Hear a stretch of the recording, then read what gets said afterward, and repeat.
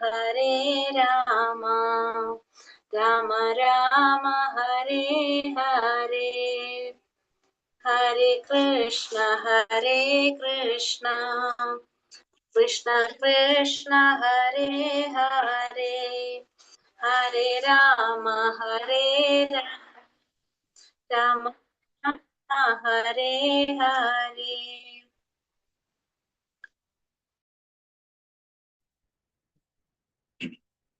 ശ്രീ പ്രണാം.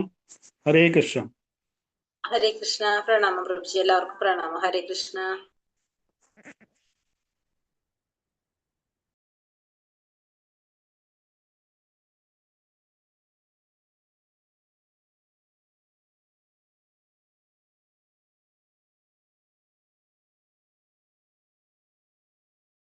ഒരു മിനിറ്റ് കേട്ടോ.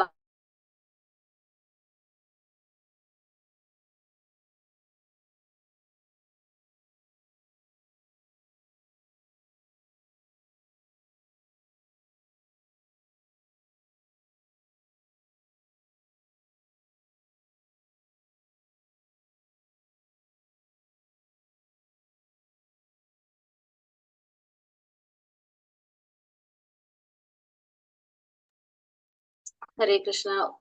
ഹരേ കൃഷ്ണ. എല്ലാവർക്കും പ്രണാമം. ഓം നമോ ഭഗവതേ വാസുദേവായ. ഓം നമോ ഭഗവതേ വാസുദേവായ. ഓം നമോ ഭഗവതേ വാസുദേവായ.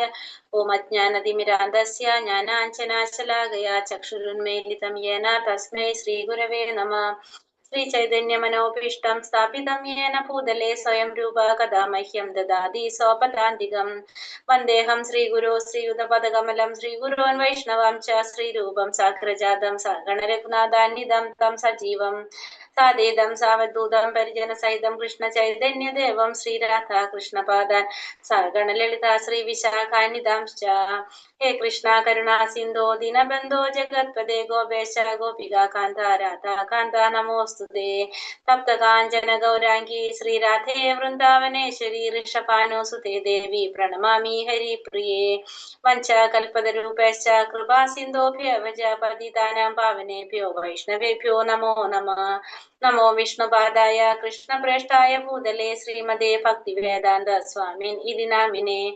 നമസ്തേ സരസ്വതേ ദേവേ ഗൗരവാണി പ്രചാരിണേ നിർവിശേഷ ശൂന്യവാദി പാശ്ചാത്യദേശധാരിണേ. ജയ ശ്രീ കൃഷ്ണ ചൈതന്യ പ്രഭു നിത്യാനന്ദ ശ്രീ അദ്വൈത ഗദാധര ശ്രീവാസാദി ഗൗര ഭക്തവൃന്ദ. ഹരേ കൃഷ്ണ കൃഷ്ണ കൃഷ്ണ ഹരേ ഹരേ ഹരേ രാമ രാമ രാമ ഹരേ ഹരേ. ഹരേ കൃഷ്ണ. ശ്രീ രാധാ ഗോവിന്ദ ടെമ്പിൾ ഇസ്കോൺ ബാംഗ്ലൂരിന്റെ 18 ദിവസത്തെ ഭഗവത്ഗീത ക്ലാസ്സിലേക്ക് സ്വാഗതം. ഇന്ന് അധ്യായം 15 പുരുഷോത്തമ യോഗം. ഹരേ കൃഷ്ണ. ഒരു മിനിറ്റ്.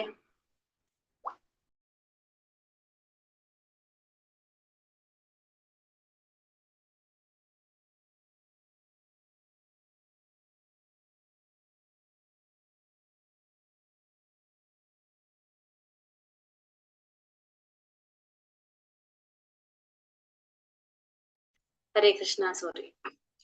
ഹരേ കൃഷ്ണ. അപ്പൊ നമുക്കിന്ന് 15ാമത്തെ അധ്യായം പുരുഷോത്തമ യോഗത്തെ കുറിച്ചാണ് ഇന്നത്തെ അധ്യായത്തിൽ നമ്മൾ പഠിക്കാൻ പോകുന്നത്. അപ്പൊ ഇന്നലെ നമ്മൾ ത്രിഗുണങ്ങളെ കുറിച്ച് പറഞ്ഞു.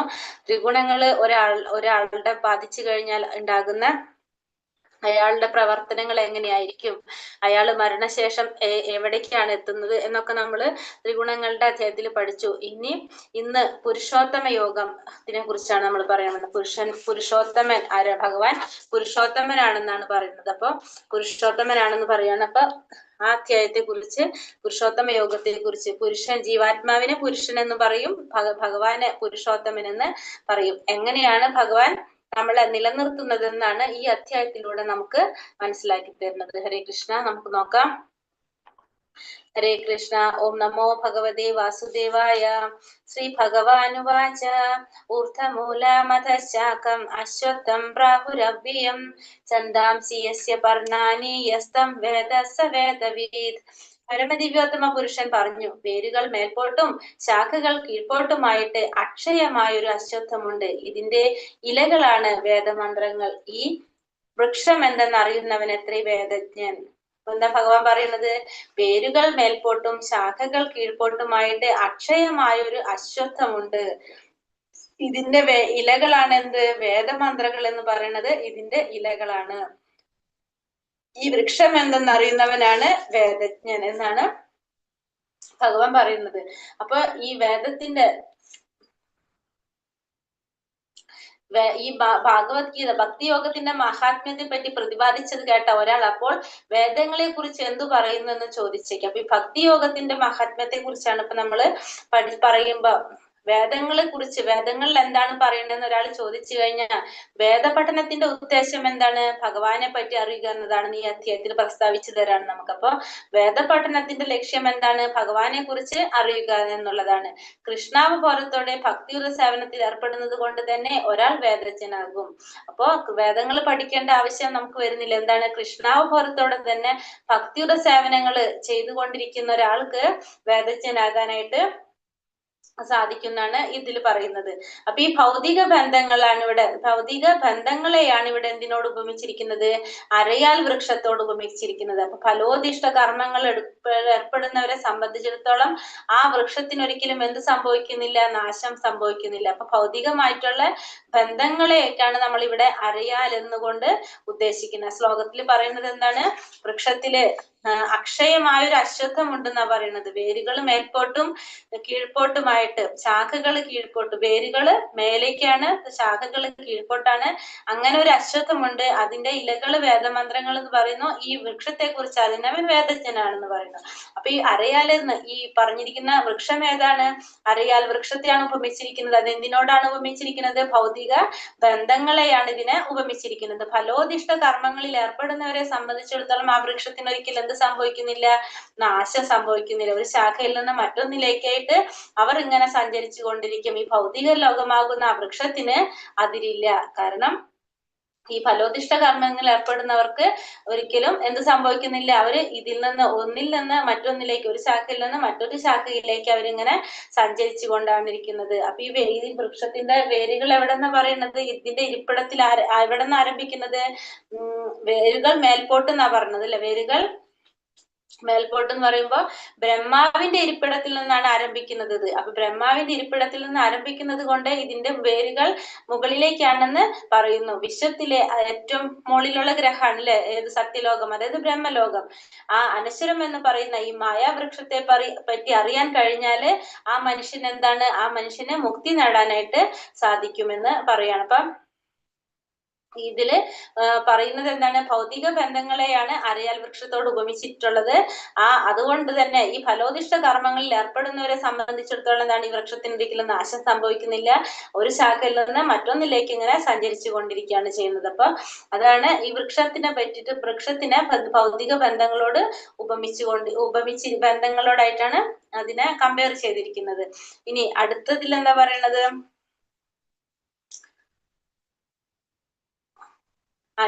ഇതില് അഥ ചോർത്തം പ്രസിദ്ധാസ്തസ്യ ശാഖ വിഷയ ഗുണപ്രവൃത്ത വിഷയപ്രവാളഃ അഥശ്ച മൂലാനനുസന്തതാനി കർമാനുബന്ധീനി മനുഷ്യലോകേ. ഈ വൃക്ഷത്തിന്റെ ശാഖകൾ ഭൗതിക പ്രകൃതിയുടെ ത്രിഗുണങ്ങളാൽ പോഷിപ്പിക്കപ്പെട്ട് താഴോട്ടും മേലോട്ടും പടർന്നു കിടക്കുന്നു. അപ്പൊ ഈ വൃക്ഷത്തിന്റെ ശാഖകൾ എങ്ങനെയാണ്? ഭൗതിക പ്രകൃതിയുടെ ത്രിഗുണങ്ങളാൽ പോഷിപ്പിക്കപ്പെട്ടുകൊണ്ട് താഴോട്ടും മേലോട്ടുമായിട്ട് പടർന്നു കിടക്കാണ് ചെയ്യുന്നത്. ഇന്ദ്രിയ വിഷയങ്ങളാണ് അതിന്റെ ചില്ലകൾ. ഈ വൃക്ഷത്തിന് താഴേക്കിറങ്ങുന്ന വേരുകളുമുണ്ട്. ഇവ മനുഷ്യ സമുദായത്തിന്റെ ഫലോദിഷ്ട കർമ്മങ്ങളോട് ബന്ധപ്പെട്ടവയാണ്. എന്താ പറയണത്? ഈ വൃക്ഷത്തിന്റെ ശാഖകള് ഭൗതിക പ്രകൃതിയുടെ ത്രിഗുണങ്ങളെ പോഷിപ്പിക്കപ്പെട്ടതാണ്. ഈ ശാഖകൾ പോഷിപ്പിക്കപ്പെട്ടതാണ്. പിന്നെ ഇത് മേലോട്ടും താഴോട്ടും മേലോട്ടും പടർന്നു കിടക്കാണ്. ഇതിന്റെ ഇന്ദ്രിയ വിഷയങ്ങളാണ് ഇതിന്റെ ചില്ലകൾ. ഈ വൃക്ഷത്തിന് താഴേക്കിറങ്ങുന്ന വേരുകളുമുണ്ട്. ഇവ മനുഷ്യ സമുദായത്തിന്റെ ഫലോദിഷ്ട കർമ്മങ്ങളോട് ബന്ധപ്പെട്ടവയാണെന്ന് പറയണം. അപ്പൊ ഇതിന്റെ ശാഖകള് എല്ലാ ദിക്കിലേക്കും പടർന്നിട്ടുണ്ട്. ഇതിന്റെ പറയുന്ന എന്താണ്? ഇതിന്റെ വേരുകൾ എപ്പോഴും മുകളിലേക്കും ശാഖകൾ താഴോട്ടുമാണ് അല്ലെ? അപ്പൊ ഈ വൃക്ഷത്തിന്റെ ശാഖകൾ എല്ലാ ദിക്കിലേക്കും പടർന്നിരിക്കുകയാണ്. ഇതിന്റെ കീഴ്ഭാഗത്ത് ആരാണ് വരുന്നത്? മനുഷ്യര്, കുതിര, പശു, നായ, പൂച്ച മുതലായ ജീവികളായിരിക്കും വരുന്നത്. താഴത്തെ ശാഖകളിൽ സ്ഥിതി ചെയ്യുന്നുണ്ടാവുക. മുകളിലത്തെ ശാഖകൾ എന്ന് വെച്ചാൽ കുറെ കൂടി ഉയർന്ന തലത്തിലുള്ളതായിരിക്കും. അവിടെയാണ് ജീവാത്മാക്കളായിട്ടുള്ള ദേവന്മാര്, ഗന്ധർവന്മാര് തുടങ്ങിയ ഉന്നത ഉന്നത തരത്തിലുള്ള ജീവാത്മാക്കൾ സ്ഥിതി ചെയ്യുന്നത് എവിടെയാണ്? മോളിലാണ്. സാധാരണ വൃക്ഷത്തിന് പോഷണം കിട്ടുന്നത് എവിടെ നിന്നാണ്? വെള്ളത്തിലൂടെയാണ്. പക്ഷേ ഈ വൃക്ഷത്തിന് പോഷണം ലഭിക്കുന്നത് എവിടെ നിന്നാണ്? ഈ ഭൗതിക പ്രകൃതിയുടെ ത്രിഗുണങ്ങളിൽ നിന്നാണെന്നാണ് പറയുന്നത്. അപ്പൊ ഈ വൃക്ഷത്തിന്റെ ഭൗതിക പ്രകൃതിയുടെ ത്രിഗുണങ്ങളിൽ നിന്നാണ് പോഷണം ലഭിക്കുന്നത്. പിന്നെന്താ പറയണത്? ഇന്ദ്രിയ വിഷയങ്ങളാണ് ഇതിന്റെ ചില്ലകൾ. ഇതിന്റെ ചില്ലകൾ ഏതാണ്?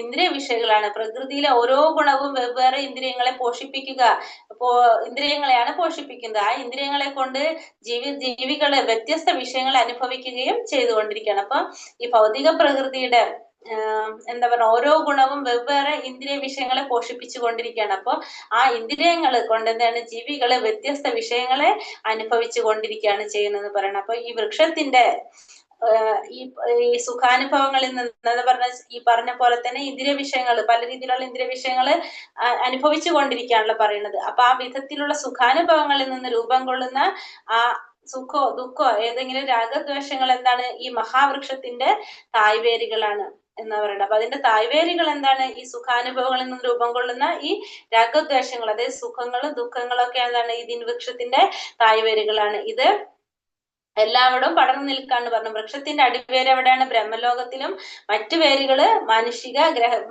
ഭൗതിക അതായത് ഭൂലോകങ്ങളിലുമാണ് കാണുന്നത് പറയണം. അപ്പൊ ഈ വൃക്ഷത്തിന്റെ പ്രത്യേകത എന്താണ് പറയുന്നത്?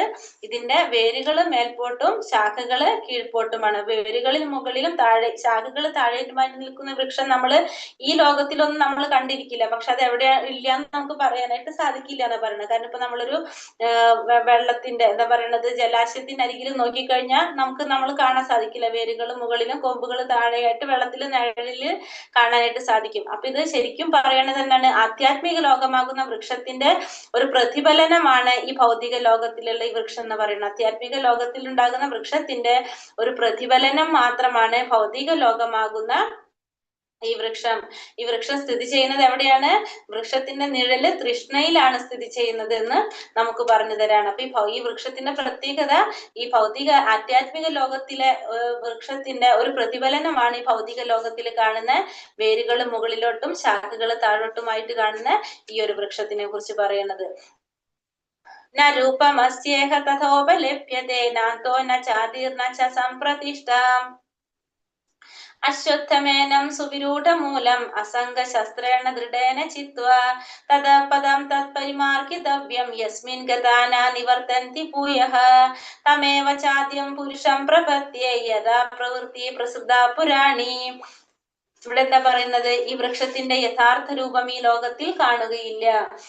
അതിന്റെ ആരംഭമോ അവസാനമോ അടിസ്ഥാനമോ കണ്ടെത്താനാവില്ല. വേരുറച്ചുയർന്ന ഈ വൃക്ഷത്തെ ദൃഢനിശ്ചയത്തോടെ വിരക്തിയാകുന്ന ആയുധത്താൽ ഛേദിച്ചു കളയണം. എന്നിട്ട് എവിടെ ചെന്നാൽ തിരിച്ചു വരവില്ലയോ ആ ദിവ്യപദം പൂകി സ്മരണാതീത കാലം മുതൽക്കേയുള്ള എല്ലാറ്റിന്റെയും ഉറവിടമായ പരമപുരുഷന് സ്വയം സമർപ്പിക്കണം. ഇവിടെ എന്താ പറയണത്? ഈ വൃക്ഷത്തിന്റെ യഥാർത്ഥ രൂപം ഈ ലോകത്തില് കാണാനായിട്ട് സാധിക്കുന്നില്ല. അതിന്റെ ആരംഭമോ അവസാനമോ അടിസ്ഥാനമോ ഒന്നും നമുക്ക് എവിടെ കാണാൻ സാധിക്കില്ല? ഈ ലോകത്തിൽ കാണാനായിട്ട് സാധിക്കില്ല. വേരുയർച്ചുയർന്ന ഈ വൃക്ഷത്തെ ദൃഢനിശ്ചയത്തോടെ എന്ത് ചെയ്യണം? വിരക്തിയാകുന്ന ആയുധം കൊണ്ട് ഛേദിച്ചു കളയണം എന്ന് പറഞ്ഞത്. അപ്പൊ ഈ ഈ വൃക്ഷത്തെ നമ്മൾ എന്ത് ചെയ്യണം? വിരക്തിയാകുന്ന ആയുധം കൊണ്ട് നമ്മൾ ഛേദിച്ചു കളയണം. എന്നിട്ട് എവിടെ ചെന്നാൽ തിരിച്ചു വരവില്ലയോ ആ ദിവ്യപദം പൂകി സ്മരണാതീത കാലം മുതൽക്കുള്ള എല്ലാറ്റിന്റെയും ഉറവിടമായ പരമപുരുഷന് സ്വയം സമർപ്പിക്കണം. അപ്പൊ ഭഗവാന് സ്വയം സമർപ്പിക്കണം. ഒപ്പം തന്നെ എവിടെ ചെന്നാലാണ് നമുക്ക് തിരിച്ചു വരേണ്ടാത്തത് അവിടെ എത്താനായിട്ട് അവിടേക്ക് തിരിച്ചു വരേണ്ടത് അവിടേക്ക് ആ ദിവ്യപദം പൂകി സ്മരണാതീത കാലം മുതൽക്കുള്ള എല്ലാറ്റിന്റെയും ഉറവിടമായിട്ടുള്ള പരമപുരുഷന് സ്വയം സമർപ്പിച്ചു കൊണ്ടിരിക്കണം. അപ്പൊ ഈ അരയാൽ വൃക്ഷത്തിന്റെ യഥാർത്ഥ രൂപം എവിടെയാണ് പറയുന്നത്? ഭൗതിക ലോകത്തില് കാണാനാവില്ല എന്നാണ് പറയുന്നത്. ഇതിന്റെ വ്യക്തമായിട്ടൂടെ പറഞ്ഞിരിക്കുകയാണ്. ഭൗതിക ലോകത്തില് ഈ വേരുകളാണ് നമ്മൾ എവിടെ നിന്ന് പറയുന്നത്? ബ്രഹ്മലോകത്തിൽ നിന്ന് പറയുന്നത്. പക്ഷെ ഈ വൃക്ഷത്തിന്റെ യഥാർത്ഥ രൂപം ഭൗതിക ലോകത്തില് കാണാനായിട്ട് സാധിക്കുന്നു. വേര് മേൽപോട്ടായിരിക്കും. വൃക്ഷത്തിന്റെ വളർച്ച എവിടേക്കാണ്? മറുവശത്തേക്കായിരിക്കും ഉണ്ടാകുന്നത്. വൃക്ഷത്തിന്റെ വളർച്ച വേറെ എന്താ പറയുക, വൃക്ഷത്തിന്റെ വളർച്ച മറുവശത്തേക്കായിരിക്കും ഉണ്ടാകുന്നത്. ഭൗതിക ശാഖാ പഠനങ്ങളിൽ കുടുങ്ങിക്കിടക്കുന്നത് കൊണ്ട് വൃക്ഷത്തിന്റെ വിസ്തൃതി എത്രയാണെന്നോ അതിന്റെ മൂലം എവിടെ നിന്നാണെന്നോ മനസ്സിലാക്കാനായിട്ട് നമുക്ക് സാധിക്കുന്നില്ല. കാരണം ഈ വൃക്ഷത്തിന്റെ യഥാർത്ഥ രൂപം നമുക്ക് ഈ ഭൗതിക ലോകത്തിൽ കാണാനായിട്ട് സാധിക്കില്ല. അപ്പൊ അത് എന്താ പറയുന്നത്, ഞാൻ എന്റെ പിതാവിന്റെ പുത്രൻ, പിതാവ് ഇന്നയാളുടെ പുത്രൻ എന്നിങ്ങനെ ആരാഞ്ഞു പോയാല് ഒടുവിൽ ബ്രഹ്മാവിന് പിറവി കൊടുത്ത ഗർഭോദകശായി വിഷ്ണുവിലെത്താം, പിന്നെ ഭഗവാനിലെത്താൻ പറ്റും. അപ്പൊ നമ്മൾ അതിന്റെ മുള്ളിക്ക് അന്വേഷിച്ച് പോയി കഴിഞ്ഞാൽ നമുക്ക് എങ്ങോട്ട് എത്താൻ സാധിക്കും? ഞാൻ എന്റെ പിതാവിന്റെ പുത്രന്റെ പിതാവ് എന്നിങ്ങനെ നോക്കി പോയി കഴിഞ്ഞാൽ നമുക്ക് ബ്രഹ്മാവിലെത്താൻ പറ്റും. ബ്രഹ്മാവിന് പിറവി കൊടുത്തത് ആരാണ്? ഗർഭോദകശായി വിഷ്ണു ആണ് അല്ലെ. ഗർഭോദകശായി വിഷ്ണുവിൽ നിന്ന് നമുക്ക് എവിടേക്ക് എത്താൻ പറ്റും? ഭഗവാനിലേക്ക് എത്താനായിട്ട് സാധിക്കും. ഇവിടെ ഈ അന്വേഷണം അവസാനിക്കും. കാരണം ഭഗവാനിൽ നിന്നാണ് എല്ലാവരും വരുന്നത്. ഭഗവാൻ അവതാരിയാണ്, നമ്മൾ ഓൾറെഡി പറഞ്ഞു കഴിഞ്ഞു. ഈ ഭഗവത് ജ്ഞാനമുള്ളവരുടെ സഹവാസം കൊണ്ട് വേണം ഈ വൃക്ഷത്തിന്റെ ആരംഭമാകുന്ന പരമദിവ്യോത്തമ പുരുഷനെ ആരാഞ്ഞറിയാൻ. അപ്പോ ഈ ഭഗവാന്റെ ഈ ജ്ഞാനമുള്ളവരുടെ സഹവാസം കൊണ്ട് മാത്രമേ നമുക്ക് എന്തറിയാൻ സാധിക്കുള്ളൂ? ഈ വൃക്ഷത്തിന്റെ ആരംഭത്തെ കുറിച്ച് അറിയാൻ. ഈ ആരംഭം എവിടെ നിന്നാണ്? ഭഗവാനിൽ നിന്നാണ്. പരമദിവ്യോത്തമ പുരുഷനെ കുറിച്ച് അറിയാനായിട്ട് സാധിക്കുള്ളൂ. അതറിഞ്ഞ ഒരാൾക്ക് ഈ മായികമായ നിഴലിനോട് ആസക്തി ഉണ്ടാവുന്നില്ല. അപ്പൊ ഇത് മനസ്സിലാക്കി കഴിഞ്ഞാൽ ആ വ്യക്തികൾക്ക് എന്തുണ്ടാവുന്നില്ല? മായികമായിട്ടുള്ള ഒരു നിഴലിനോട് ഒരിക്കലും ആസക്തി ഉണ്ടാകുന്നില്ല എന്ന് പറയുന്നത്. അങ്ങനെ അജ്ഞാനം കൊണ്ട് ആ മായാവൃക്ഷങ്ങളോടുള്ള ബന്ധനം അറുത്ത് യഥാർത്ഥ വൃക്ഷത്തിൽ സ്ഥിതി ചെയ്യുവാൻ കഴിയും. അപ്പൊ അങ്ങനെ ജ്ഞാനം കൊണ്ട് നമ്മൾ എന്ത് ചെയ്യണം? അജ്ഞാനം മാറ്റി അജ്ഞാനം കൊണ്ട് ആ മായാവൃക്ഷത്തോടുള്ള ബന്ധനം മറുക്കണം. ആ മായാവൃക്ഷത്തോടുള്ള ബന്ധനം മറുത്തുകൊണ്ട് യഥാർത്ഥ വൃക്ഷത്തിൽ സ്ഥിതി ചെയ്യുവാനായിട്ട് സാധിക്കും. നമ്മൾ പറഞ്ഞു ആധ്യാത്മിക ലോകത്തുള്ള വൃക്ഷത്തിന്റെ പ്രതിഫലനമാണ് എവിടെ കാണുന്നത്? ഈ ഭൗതിക ലോകത്ത് കാണുന്നത്. അപ്പൊ ജ്ഞാനികളിൽ നിന്ന് അതിനു വേണ്ടിയിട്ട് നമ്മൾ എന്താ ചെയ്യേണ്ടത്? ജ്ഞാനികളിൽ നിന്ന് കേട്ട് വൈരാഗ്യം ശീലിക്കണം. എന്തിനോട് വേണം വൈരാഗ്യം ശീലിക്കാനായിട്ട്? ഈ ഭൗതിക ബന്ധനങ്ങളോടുള്ള, ഭൗതികതയോടുള്ള വൈരാഗ്യം, ഒപ്പം തന്നെ നമുക്ക് ആരോട് ആസക്തി ഉണ്ടാവണം? ഭഗവാനിൽ ആസക്തിയും ഉണ്ടാക്കിക്കൊണ്ടിരിക്കണം. ഭക്തജനങ്ങളുമായി സഹവസിച്ച് ആധ്യാത്മിക ചർച്ചകളൊക്കെ നടത്തുന്നതിന്റെ ഫലമായിട്ട് ഭഗവത് പ്രാപ്തി നമുക്ക് സാധിക്കാവുന്നതാണ്. പിന്നെ അതുപോലെ തന്നെ എന്ത് ചെയ്യണം? ഭഗവാന് സ്വയം സമർപ്പിക്കണം. എവിടെ ചെന്നെത്തിയാലാണോ ആ നിഴൽ വൃക്ഷത്തിലേക്ക് തിരിച്ചു വരേണ്ടതില്ലാത്തത്, ഈ നിഴൽ വൃക്ഷത്തിനെ നമ്മൾ എന്തിനോടാണ് കമ്പയർ ചെയ്തിരിക്കുന്നത്? ആദ്യമേ തന്നെ പറഞ്ഞ ഭൗതിക ലോകത്തോടാണ്. അപ്പൊ ഈ ഭൗതിക ലോകത്തിലേക്ക് തിരിച്ചു വരേണ്ടില്ലാത്തത് അവിടേക്ക് എത്താനായിട്ട് നമ്മൾ ശ്രമിക്കണം. നമുക്ക് എന്താണ് നമുക്ക് മനസ്സിലാക്കിയിട്ട് നമ്മൾ എന്ത് പ്രാപിക്കാൻ ശ്രമിക്കണം? അഹം സർവസ്യ പ്രഭവോ, നമ്മൾ പറഞ്ഞല്ലോ, ഞാനാണ് എല്ലാത്തിന്റെയും പ്രഭവസ്ഥാനം എന്ന് ഭഗവാൻ പറഞ്ഞു കഴിഞ്ഞു. ആ ഭൗതിക ജീവിതമാകുന്ന വൃക്ഷത്തിന്റെ ബന്ധനത്തിൽ നിന്ന് നമ്മൾ രക്ഷ നേടി ഭഗവാനെ ശരണം പ്രാപിക്കണം. അപ്പൊ കൃഷ്ണന്, ഭഗവാന് സ്വയം സമർപ്പിതനായിട്ടുള്ള ആ മനുഷ്യന് എന്ത് സാധിക്കും? ഈ ഭൗതിക പടപ്പിൽ നിന്നെല്ലാം താനെ മുക്തി നേടാനായിട്ട് സാധിക്കും. അപ്പൊ ഭഗവാനോടുള്ള ആസക്തിയും ഭൗതികതയിലുള്ള വിരക്തിയും നമ്മൾ ശീലിക്കണം. അതുകൊണ്ട് അങ്ങനെ ചെയ്താൽ മാത്രമേ നമുക്ക് എവിടേക്ക് എത്താൻ സാധിക്കുള്ളൂ? ഭഗവാനിലേക്ക് പ്രാപിക്കാനായിട്ട്, ഭഗവാനെ പ്രാപിക്കാനും മുക്തി നേടാനും നമുക്ക് സാധിക്കുള്ളൂ. അങ്ങനെ ആ മായാവൃക്ഷത്തോടുള്ള ബന്ധനം മറുത്തുകൊണ്ട് യഥാർത്ഥ വൃക്ഷത്തിൽ സ്ഥിതി ചെയ്യാനായിട്ട് നമുക്ക് സാധിക്കും. നിർമ്മാന മോഹാജിത സംഘദോഷ അധ്യാത്മ നിത്യ വിനിവൃത്ത കാമ തന്തിർവിമുക്ത സുഖ ദുഃഖ സംചേർ ഗച്ഛന്ത്യമൂഢം പദമവ്യയം തദ്. മിഥ്യാഭിമാനം, മായാമോഹം, ദുസ്സംസർഗം എന്നീ ദോഷങ്ങൾ ഒഴിഞ്ഞ് ഭൗതിക തൃഷ്ണയിൽപ്പെടാതെ സനാതന തത്വത്തെ അറിഞ്ഞ് സുഖ ദുഃഖാദികളായ ദ്വന്ദ്ങ്ങളിൽ നിന്നും മോചിതരായി വിഭ്രാന്തരാകാതെ പരമപുരുഷനെ സ്വയം സമർപ്പിക്കുന്നത് എങ്ങനെയെന്ന് അറിയാവുന്നവർ പരമമായ ശാശ്വത സാമ്രാജ്യം പ്രാപിക്കും. ഇനി ഇവിടെ എന്താ പറഞ്ഞത്? ആത്മനിവേദനത്തിന്റെ പ്രക്രിയയാണ് ഇവിടെ പറഞ്ഞിരിക്കുന്നത് അല്ലെ. അപ്പൊ ഒരാൾക്ക് ആദ്യമായിട്ട് വേണ്ട ഒരു ഗുണം എന്താണ്? ഒരാൾക്ക് ആദ്യമായിട്ട് വേണ്ട ഗുണങ്ങളാണ് അഹംഭാവത്തിൽ നിന്ന് വിഭ്രാന്തരാകാതിരിക്കുക എന്നതാണ്. അഹംഭാവം കൊണ്ട് അവർ എന്ത് ശരിക്കാൻ പാടില്ല? വിഭ്രാന്തിപ്പെടാനായിട്ട് പാടില്ല എന്നുള്ളതാണ് ഏറ്റവും പ്രധാനമായിട്ട് പറയുന്നത്. ഇവിടെ പ്രകൃതിക്ക് അതീശനാര് താനാണ് എന്നുള്ളൊരു ഗർവം, ഒരു അഹങ്കാരം വെച്ച് പുലർത്തുന്ന ജീവാത്മാവ് ഭഗവത് പാദങ്ങളില് സ്വയം സമർപ്പിക്കാനായിട്ട് പ്രയാസപ്പെടും. കാരണം ആ ജീവാത്മാവ് എന്താ വിചാരിക്കുന്നത്? ഈ പ്രകൃതിക്ക് അതീശനാരാണ്? താനാണെന്നാണ് ചിന്തിക്കുന്നത്. അപ്പൊ അങ്ങനെയുള്ള ഒരു വ്യക്തി ഒരിക്കലും എന്ത് ചെയ്യില്ല?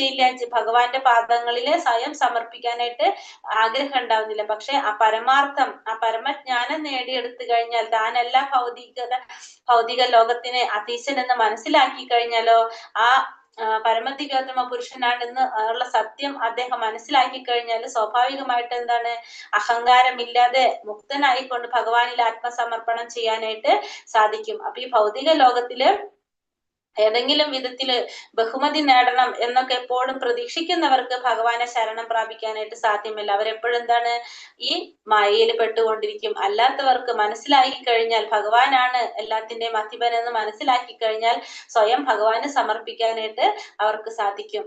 അത് അങ്ങനെയുള്ളവർക്ക് ഭഗവാന്റെ പരമമായിട്ടുള്ള ശാശ്വതമായിട്ടുള്ള സാമ്രാജ്യം പ്രാപിക്കാനായിട്ടും സാധിക്കും. അപ്പൊ അങ്ങനെ മിഥ്യാഭിമാനം, മായാമോഹം, ദുസ്സംസർഗം എന്നീ ദോഷങ്ങളെല്ലാം ഒഴിഞ്ഞ് ഭൗതിക തൃഷ്ണയിൽപ്പെടാതെ സനാതന തത്വത്തെ അറിഞ്ഞ് സുഖ ദുഃഖാദികളായ ദ്വന്ദ്ങ്ങളിൽ നിന്ന് മോചിതരായിട്ട് വിഭ്രാന്തരാകാതെ പരമപുരുഷനെ സ്വയം സമർപ്പിക്കുന്നത് എങ്ങനെയെന്ന് അറിയാവുന്നവർക്ക് ശാശ്വതമായിട്ടുള്ള ഭഗവാന്റെ സാമ്രാജ്യത്തെ പ്രാപിക്കാനായിട്ട് സാധിക്കും. അപ്പൊ ഇതുവരെ ഇപ്പൊ ഈ 5 ശ്ലോകം നമുക്ക് എന്തിനെ കുറിച്ചാ പറഞ്ഞു തന്നത്? ഈ ഭൗതികതയിൽ നിന്ന്, ഭൗതിക ക്ലേശങ്ങളിൽ നിന്ന് മുക്തി നേടാനുള്ള പ്രക്രിയകളാണ് ഈ 5 ശ്ലോകത്തിലൂടെ നമുക്ക് പറഞ്ഞത്. ഇനി അടുത്ത ശ്ലോകം മുതലാണ് ഭഗവാനെ കുറിച്ച്, പുരുഷോത്തമ യോഗത്തെ കുറിച്ച് നമുക്കിനി പറയാനായിട്ട് പോകുന്നത്. അടുത്ത ശ്ലോകത്തിൽ എന്താ പറയണത്? തത്ഭാസയതോ സൂര്യ ന തത്ഭാസയതേ സൂര്യ ന ശശാങ്കോ ന പാവകഃ യദ്ഗത്വാ ന നിവർത്തന്തെ തഥാ മാ പരമം മമ. എന്താ പറയണത്? ഭഗവാന്റെ ആ ശാശ്വതമായ പരമമായ എന്റെ ആവാസസ്ഥാനത്ത് സൂര്യചന്ദ്രന്മാരോ അഗ്നിയോ വൈദ്യുതിയോ വെളിച്ചം വീശുന്നില്ല. അവിടെ ചെന്നെത്തിയവർ ഒരിക്കലും ഭൗതിക ലോകത്തേക്ക് തിരിച്ചു വരുന്നില്ല. അപ്പൊ ഇവിടെ എന്താ പറഞ്ഞ, ഭഗവാന്റെ ഈ ആവാസസ്ഥാനത്ത്, പരമമായിട്ടുള്ള ഭഗവാന്റെ ആവാസസ്ഥാനത്തിന്റെ പ്രത്യേകത പറഞ്ഞെന്താണ്? അവിടെ സൂര്യനോ ചന്ദ്രനോ അഗ്നിയോ വൈദ്യുതിയോ ഒന്നും വെളിച്ചം വീശുന്നില്ല.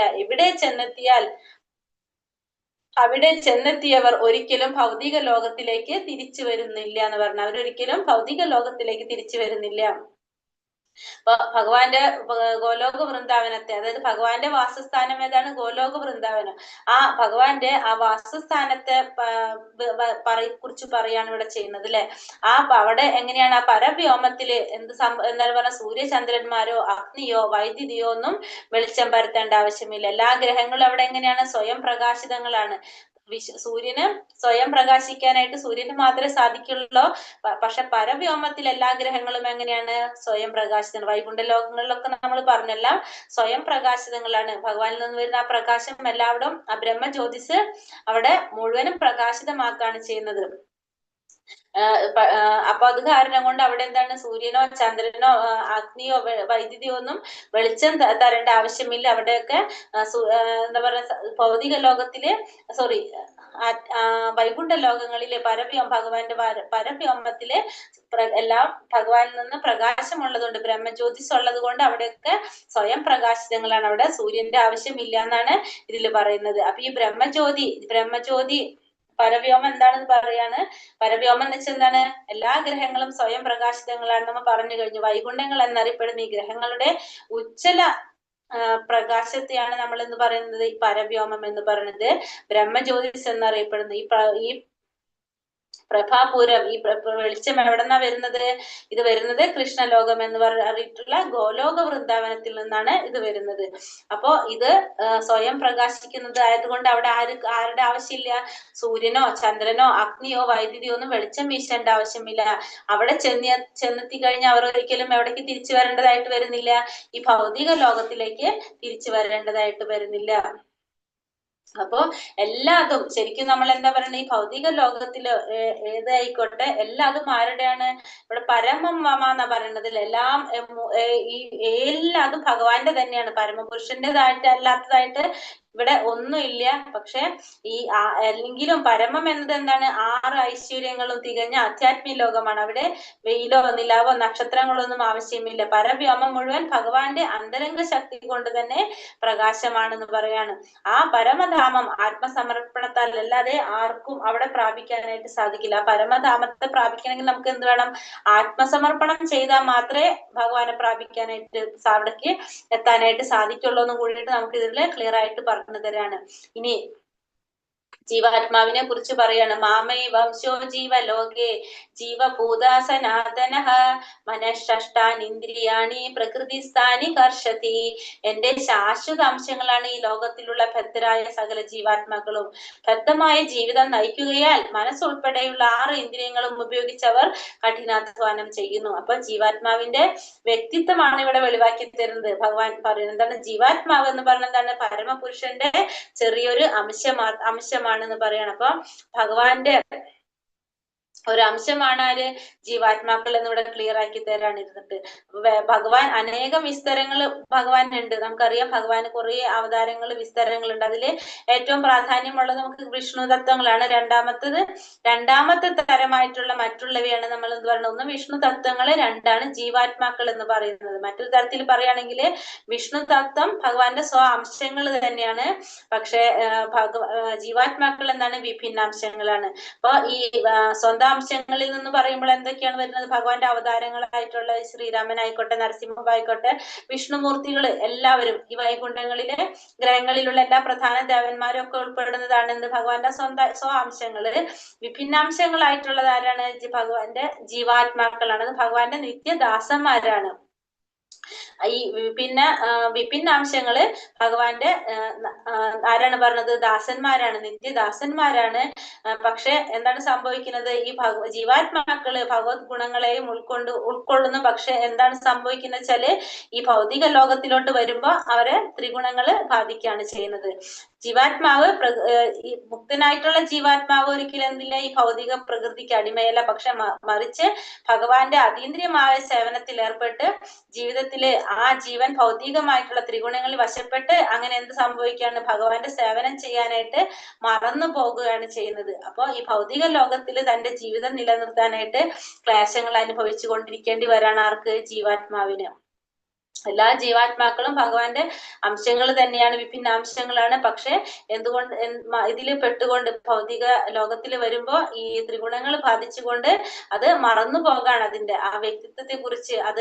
അതിന്റെ മൂലസ്വരൂപം എന്തെന്നുള്ളത് ഈ ജീവാത്മാക്കള് മറന്നു പോകുന്നു. പക്ഷെ എല്ലാതും എന്താണ്? ഭഗവാന്റെ ശാശ്വത അംശങ്ങളാണെന്നാണ് പറയുന്നത് ഇവിടെ ഭഗവാൻ പറഞ്ഞു തരുന്നത്. ഒരു തീയിൽ നിന്ന് അപ്പൊ എന്താ സംഭവിക്കുന്നത്? ഇപ്പൊ നമുക്കൊരു ഉദാഹരണം പറഞ്ഞിട്ട്, തീയിൽ നിന്ന് ആ തീപ്പൊരി മാറിക്കഴിഞ്ഞാൽ എന്താ സംഭവിക്കുന്നത്?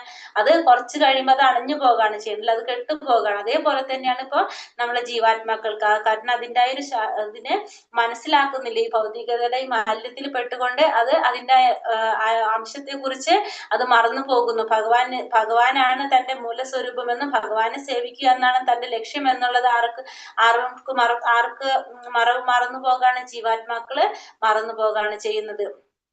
ശരീരം യഥവാപ്നോതി യച്ഛാപ്യുത്ക്രാമതീശ്വരഃ ഗൃഹീത്വൈതാനി സംയാതി വായുർഗന്ധാനി വാശയാത്. ഭൗതിക ലോകത്തിലെ ജീവസത്ത കാറ്റ് ഗന്ധങ്ങൾ എന്ന പോലെ ജീവിത സങ്കല്പങ്ങളെ ഒരു ശരീരത്തിൽ നിന്ന് മറ്റൊന്നിലേക്ക് കൊണ്ടുപോകുന്നു. അങ്ങനെ ഒരു തരത്തിലുള്ള ശരീരം ഉപേക്ഷിച്ച് മറ്റൊരു തരത്തിലുള്ള ശരീരം സ്വീകരിക്കുന്നു. അപ്പൊ ഈ ഭൗതിക ലോകത്തിലെ ജീവസത്ത കാറ്റ് ഗന്ധങ്ങൾ എന്ന പോലെ ജീവിത സങ്കല്പങ്ങളെ ഒരു ശരീരത്തിൽ നിന്ന് മറ്റൊരു ശരീരത്തിലേക്ക് കൊണ്ടുപോകുകയാണ് ചെയ്യുന്നത്. അങ്ങനെ ഒരു തരത്തിലുള്ള ശരീരം ഉപേക്ഷിച്ച് മറ്റൊരു തരത്തിലുള്ള ശരീരം സ്വീകരിക്കുന്നു. അപ്പൊ ജീവാത്മാവിനെ എന്താ പറയുന്നത് ഇവിടെ ഈശ്വരൻ എന്ന് പറയാണ്. കാരണം തന്നെ സ്വന്തം ശരീരത്തെ നിയന്ത്രിക്കുന്നു എന്നതുകൊണ്ട് ഈശ്വരൻ എന്ന് പറയാണ്. പക്ഷെ തനിക്ക് ഇഷ്ടമാണെങ്കിൽ ജീവാത്മാവിന് മേന്മ കൂടിയ ഒരു ശരീരം സ്വീകരിക്കാനായിട്ട് സാധിക്കും. അല്ലെങ്കിലോ താഴ്ന്ന തരത്തിലുള്ള ശരീരം എടുക്കാനായിട്ട് പറ്റും. അതിനുള്ള സ്വാതന്ത്ര്യം ആർക്കുണ്ട്? ഈ ജീവാത്മാക്കൾക്കുണ്ട്. ശരീരത്തിന് വരാവുന്ന മാറ്റം ആശ്രയിച്ചാണ് ഇതൊക്കെ ഇരിക്കുന്നത്. കാരണം മരണസമയത്ത് നമ്മൾ വളർത്തിയെടുക്കുന്ന ആ ഒരു അവബോധം, ആ ബോധമാണ് നമുക്ക് എന്തുണ്ടാക്കുന്നത്? അടുത്ത ദേഹം എന്തെന്ന് നമ്മൾ തീരുമാനിക്കുന്നത്. അതിന്റെ ഏത് രീതിയിലാണോ നമ്മളുടെ ബോധം പോകുന്നത്? ഒരു മൃഗങ്ങളുടെ രീതിയിലാണെങ്കിൽ നമ്മൾ മൃഗമായിട്ടായിരിക്കും ജനിക്കുന്നത്. നമ്മൾ ഭാരത മഹാരാജാവിന്റെ കഥയൊക്കെ പറഞ്ഞില്ലേ? അതേ രീതിയിലായിരിക്കും നമ്മളുടെ അടുത്ത ജന്മം നമുക്ക് ലഭിക്കുന്നത്. ആ ബോധത്തെ ആശ്രയിച്ചിരിക്കുകയായിരിക്കും.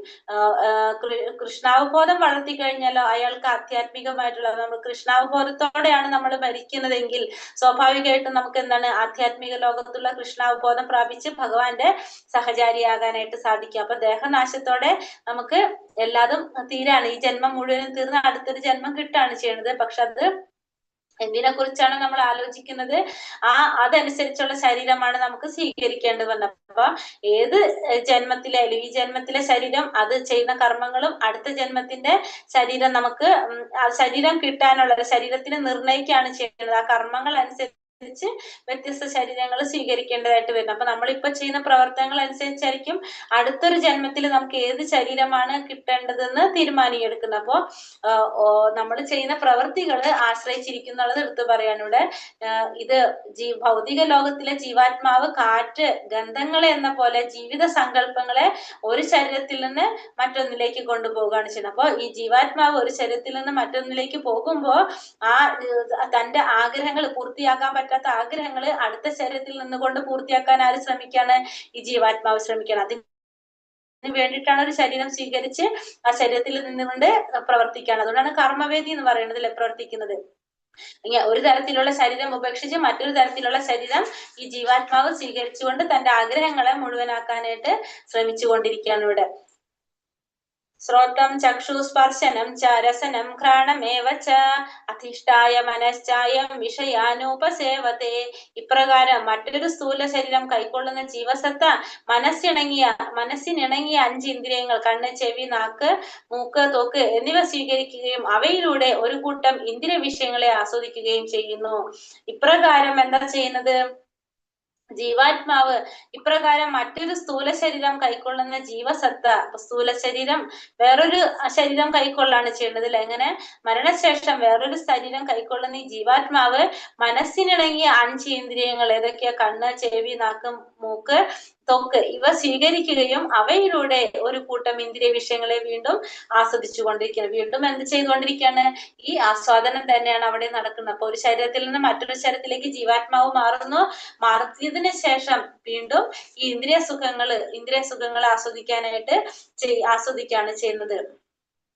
അങ്ങനെ ഈ ഓരോ മാറുന്നതനുസരിച്ച് എന്താ പറയാ, ഇന്ദ്രിയ വിഷയങ്ങൾ ആസ്വദിച്ചു കൊണ്ടിരിക്കുകയാണ്. ശരീരം മാറുന്നു, അതിനുശേഷം വീണ്ടും ഈ ഇന്ദ്രിയങ്ങള് നമ്മള് 5 ഇന്ദ്രിയങ്ങൾ ഉപയോഗിച്ചുകൊണ്ട് വീണ്ടും ആ വിഷയങ്ങളെ ആസ്വദിച്ചു കൊണ്ടിരിക്കുകയാണ് ചെയ്യുന്നത്. അപ്പൊ ഇവിടെ എന്താ പറയുന്നത്? നമ്മുടെ അടുത്ത് ഭാവാർത്ഥത്തിൽ പറയുന്നുണ്ട് പ്രഭാകർ, ഈ അവബോധം പൊതുവെ എന്താണ്? ഒരു വെള്ളം പോലെ വിശുദ്ധമാണെന്നാ പറയുന്നത്.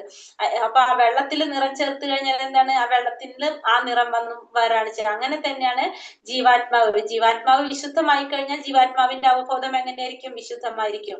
അതല്ലെങ്കിൽ എന്താണ്? ജീവാത്മാവ് നമ്മൾ പറഞ്ഞു, ഒരു കള്ളന്റെ കയ്യിൽ ഒരു കത്തി കിട്ടിയാലും ഒരു ഡോക്ടറുടെ കയ്യിൽ കത്തി കിട്ടിയാലുള്ള കാര്യമില്ല. അപ്പൊ ആ ആത്മാവ് അതിന്റെ ഒരു അവബോധമാണ് നമ്മൾ പറഞ്ഞത്. ഇപ്പൊ ഒരു കള്ളനാണെങ്കിൽ ആ കത്തി ഉപയോഗിക്കുന്നത് അതിന്റെ അവബോധം എന്താണോ ആ രീതിയിലാണ് അത് പ്രവർത്തിക്കുന്നത്. പക്ഷെ ഒരു ഡോക്ടർ ആണെങ്കിലോ അത് ഒരു നല്ലൊരു കാര്യത്തിന് വേണ്ടിയിട്ടായിരിക്കും ഉപയോഗിക്കണം. അപ്പൊ ഒരു അവബോധം അത് നമുക്ക് എങ്ങോട്ട് തിരിച്ചിടണം? യഥാർത്ഥത്തിൽ ആ ഒരു അവബോധം നമുക്ക് എങ്ങോട്ടാക്കാൻ സാധിക്കണം? കൃഷ്ണാവബോധമാക്കി മാറ്റാനായിട്ട് ശ്രമിക്കണം. ആ കൃഷ്ണാവബോധമാക്കി കഴിഞ്ഞാൽ മാത്രം ഭക്തന്റെ ജീവിതം എന്താകുന്നുള്ളൂ? വിശുദ്ധമായിട്ട് തീരുന്നുള്ളൂ. അപ്പൊ ഭൗതിക ചിന്തകളിലുള്ള ആ അവബോധം മാറ്റി അതിൽ നിന്ന് നമുക്ക് ഈ ആധ്യാത്മികമായിട്ടുള്ള ചിന്തയിലേക്ക് കൊണ്ടുവന്ന് ഭഗവാനെ കുറിച്ച് ചിന്തിച്ച് ആ ഒരു രീതിയിലേക്ക് തിരിച്ചു കഴിഞ്ഞാൽ മാത്രമേ നമുക്ക് അടുത്ത ജന്മത്തില് എന്ത് കിട്ടുന്നുള്ളൂ? അതിനനുസരിച്ചിട്ടുള്ള നല്ലൊരു ശരീരം സ്വീകരിക്കാനായിട്ട് നമ്മൾ പറഞ്ഞു. ഉയർന്ന കുടുംബങ്ങളിലൊക്കെ ജനിക്കുന്നതിനൊക്കെ പറഞ്ഞു അങ്ങനത്തെ ഒരു ശരീരം സ്വീകരിക്കാൻ സാധിക്കുള്ളൂ. അതെല്ലാം വെച്ചിട്ടുണ്ടെങ്കിൽ നമുക്കൊരു ശരീരം സ്വീകരിക്കാതിരിക്കാനും സാധിക്കും. എങ്ങനെയാണെങ്കിൽ നമ്മള് ഭഗവാന്റെ പാദത്തിലോട്ട് എത്താനായിട്ട് സാധിക്കും. അതല്ലെങ്കിൽ നമ്മൾ ഈ പറഞ്ഞ പോലെ തന്നെ മനുഷ്യ ശരീരം തന്നെ ആകണമെന്നില്ല. ചിലപ്പോൾ ഏതെങ്കിലും മൃഗങ്ങളുടെ ശരീരമായിരിക്കാം. ഈ 84 ലക്ഷം ജീവജാലങ്ങൾ പറയുന്ന ഏതെങ്കിലും ഒന്നിലായിട്ട് നമുക്ക് പിറവിയെടുക്കാനായിട്ട് സാധിക്കും എന്നാണ്, പിറവിയെടുക്കേണ്ടതായിട്ട് വരും നമുക്ക്. അതാണ് ഇതിൽ പറയുന്നത്. ഉത്ക്രാമന്തം സ്ഥിതം വാപി പൂഞ്ചാനാം വാ ഗുണാന്വിതം വിമൂഢാനാന് പശ്യന്തി ജ്ഞാന ചക്ഷുഷഃ. ജീവാത്മാവ് എങ്ങനെ ഈ ശരീരം വിട്ടുപോകുന്നുവോ, ഗുണങ്ങളുടെ ആകർഷണത്തിന് വഴിപ്പെട്ട ഏതുതരം ശരീരത്തെയാണ് സ്വീകരിച്ച് അനുഭവിക്കുന്നതെന്നോ മൂഢന്മാർക്ക് അറിയാൻ വയ്യ. ജ്ഞാനത്തിന്റെ അകക്കണ്ണ് തെളിഞ്ഞവർക്ക് ഇതെല്ലാം പ്രത്യക്ഷമാകുന്നു. ഇനി ഈ ജീവാത്മാവ് എങ്ങനെയാണ് ഈ ശരീരം വിട്ടുപോകുന്നതെന്നോ ഗുണങ്ങളുടെ ആകർഷത്തിന് വഴിപ്പെട്ട് ഏതുതരം ശരീരത്തെയാണ് സ്വീകരിച്ചിരിക്കുന്നതെന്നും ആർക്കറിയാൻ സാധിക്കില്ല? മൂഢന്മാർക്ക് അറിയാൻ സാധിക്കുന്നില്ല. ജ്ഞാനത്തിന്റെ അകക്കണ്ണ് തെളിഞ്ഞവർക്ക് മാത്രമേ ഇതെല്ലാം മനസ്സിലാകുന്നുള്ളൂ. അപ്പൊ ഇവിടെ എന്താ പറയണത്, ഒരു ജീവൻ ഒരു ശരീരം വിട്ടു പോകുന്നത് എങ്ങനെയാണെന്നോ, അടുത്ത ജന്മം എങ്ങനെയാണ് ജനിക്കുന്നതെന്നോ, ഏത് ശരീരത്തില് ജീവിക്കാൻ ഇടയാതെന്നും ഇതൊന്നും ആർക്കും മനസ്സിലാകുന്നില്ല.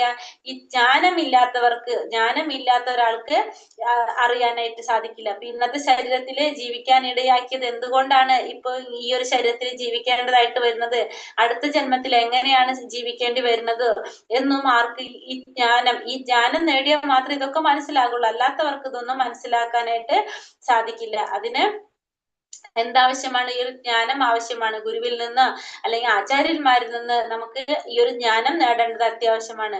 ഇത് മനസ്സിലാക്കിയവരാരാണ്? ഭാഗ്യവാന്മാരായിരിക്കും പറഞ്ഞ. കാരണം അങ്ങനെയുള്ളവർക്ക് ഓരോ ജീവനും പ്രത്യേകം ചില പരിസ്ഥിതികളിൽ ദേഹം ത്യജിക്കുന്നു, ചില പരിസ്ഥിതികളിൽ ജീവിക്കുന്നു. പ്രകൃതി ത്രിഗുണങ്ങൾക്ക് അടിമപ്പെട്ട് പരിസ്ഥിതികളിൽ ചിലപ്പോൾ സുഖം അനുഭവിക്കേണ്ടതായിട്ട് വരാം, ചിലപ്പോൾ ദുഃഖം അനുഭവിക്കേണ്ടതായിട്ട് വരാം. എന്നാർക്ക് മനസ്സിലാകാണ്? ഈ ജീവാത്മാക്കൾക്ക്, ജ്ഞാനം നേടിയവർക്ക് മനസ്സിലാക്കാൻ. അല്ലാത്തവർക്ക് അതൊന്നും ഉൾക്കൊള്ളാനായിട്ട് സാധിക്കുന്നില്ല എന്ന് പറയാണ്. ആധ്യാത്മിക ജ്ഞാനം വളർത്തിയെടുത്തവർക്ക് മാത്രമേ ഈ ശരീരത്തിൽ നിന്ന് വ്യത്യസ്തനാണ്, ആത്മാവ് വ്യത്യസ്തനാണെന്നും അത് ശരീരം മാറിക്കൊണ്ടിരിക്കുന്നു എന്നും ശരീരങ്ങള് ഒരു ശരീരത്തിൽ നിന്ന് മറ്റൊരു ശരീരത്തിലേക്ക് മാറിക്കൊണ്ടിരിക്കുന്നു എന്ന് മനസ്സിലാക്കുന്നുള്ളൂ. അല്ലാത്ത ഈ ജ്ഞാനം നേടാത്തവർക്ക് ഇതൊന്നും മനസ്സിലാകുന്നില്ല എന്നും ഇത് പറഞ്ഞു. അപ്പൊ അവരെന്താണ്? ഈ ക്ലേശങ്ങൾ അനുഭവിച്ചു കൊണ്ടേ ഇരിക്കുകയാണ്. അവർക്ക് ഇതിനെ കുറിച്ചൊന്നും അറിയാനായിട്ട് സാധിക്കില്ല. ഒരു ജ്ഞാനിക്ക് മാത്രമേ ഇത് മനസ്സിലാകുന്നുള്ളൂ. ജ്ഞാനത്തിന്റെ അകക്കണ്ണ് തെളിഞ്ഞവർക്ക് മാത്രം ഇതെല്ലാം മനസ്സിലാകുന്നു. മൂഢന്മാർക്ക് ഇതൊന്നും മനസ്സിലാക്കാനായിട്ട് സാധിക്കുന്നില്ല. യദന്തോ യോഗി നൈശ്ചന്യം പശ്യന്ത്യാത്മന്യവസ്ഥിതം യദന്തോപ്യകൃതാത്മാനോ നൈനം പശ്യന്ത്യ ചേതസഃ. ആത്മസാക്ഷാത്കാരം ലഭിച്ച് എപ്പോഴും യത്നിച്ചുകൊണ്ടേയിരിക്കുന്ന അതീന്ദ്രിയവാദികൾക്ക് ഇതെല്ലാം വ്യക്തമായി കാണാൻ കഴിയും. മനോവികാസം പ്രാപിക്കാത്തവർക്കും ആത്മസാക്ഷാത്കാരം ലഭിക്കാത്തവർക്കും എത്ര ശ്രമിച്ചാലും എന്താണ് സംഭവിക്കുന്നതെന്ന് കാണാൻ കഴിയില്ല. ഇപ്പൊ എന്താ പറയുന്നത്? ആത്മസാക്ഷാത്കാരം ലഭിച്ച് എപ്പോഴും യത്നിച്ചു കൊണ്ടിരിക്കുന്ന അതീന്ദ്രിയവാദികൾക്ക് ഇതെല്ലാം വ്യക്തമായി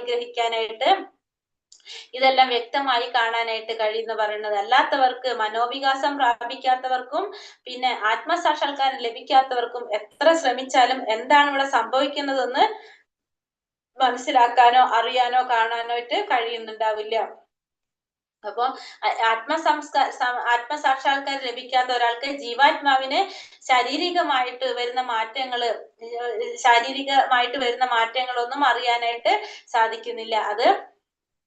അതിനെങ്ങനെയാണ് മാറ്റം സംഭവിക്കുന്നതെന്നോ, ഇങ്ങനെ ഒരു ശരീരത്തിൽ നിന്ന് മറ്റൊരു ശരീരത്തിലേക്ക് മാറുന്നുവെന്നോ, നമ്മൾ ചെയ്യുന്ന പ്രവർത്തികൾ അനുസരിച്ച്, നമ്മളുടെ കർമ്മങ്ങൾ അനുസരിച്ച്, ത്രിഗുണങ്ങളുടെ അടിസ്ഥാനത്തിൽ എങ്ങനെയാണ് നമുക്ക് അടുത്ത ശരീരം ലഭിക്കുന്നതെന്നും ആർക്ക് മനസ്സിലാകുന്നില്ല?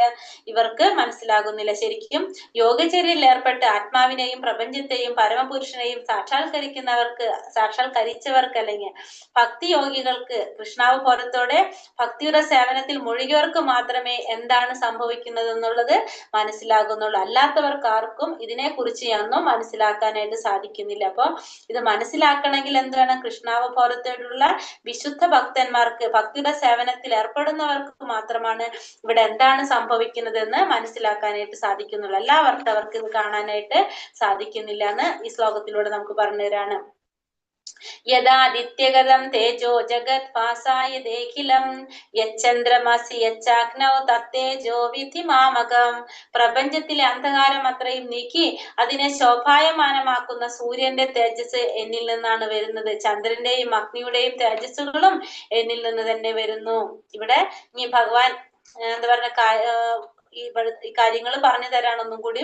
ഈ പ്രപഞ്ചത്തിൽ അന്ധകാരം അത്രയും നീക്കി അതിനെ ശോഭാമായമാനമാക്കുന്ന സൂര്യന്റെ തേജസ് എവിടെ നിന്നാണ് വരുന്നത്? ഭഗവാനിൽ നിന്നാണ് വരുന്നത്. ചന്ദ്രന്റെയും അഗ്നിയുടെയും തേജസ്സുകള് ഭഗവാനിൽ തന്നെ വരും. അപ്പൊ ഭഗവാന്റെ ലോകത്ത് നമ്മൾ പറഞ്ഞു സൂര്യന്റെ, ചന്ദ്രന്റെ, അഗ്നിയുടെ, വൈദ്യുതിയുടെ ഒന്നും വെളിച്ചത്തിന്റെ ആവശ്യമില്ല എന്ന് പറഞ്ഞു.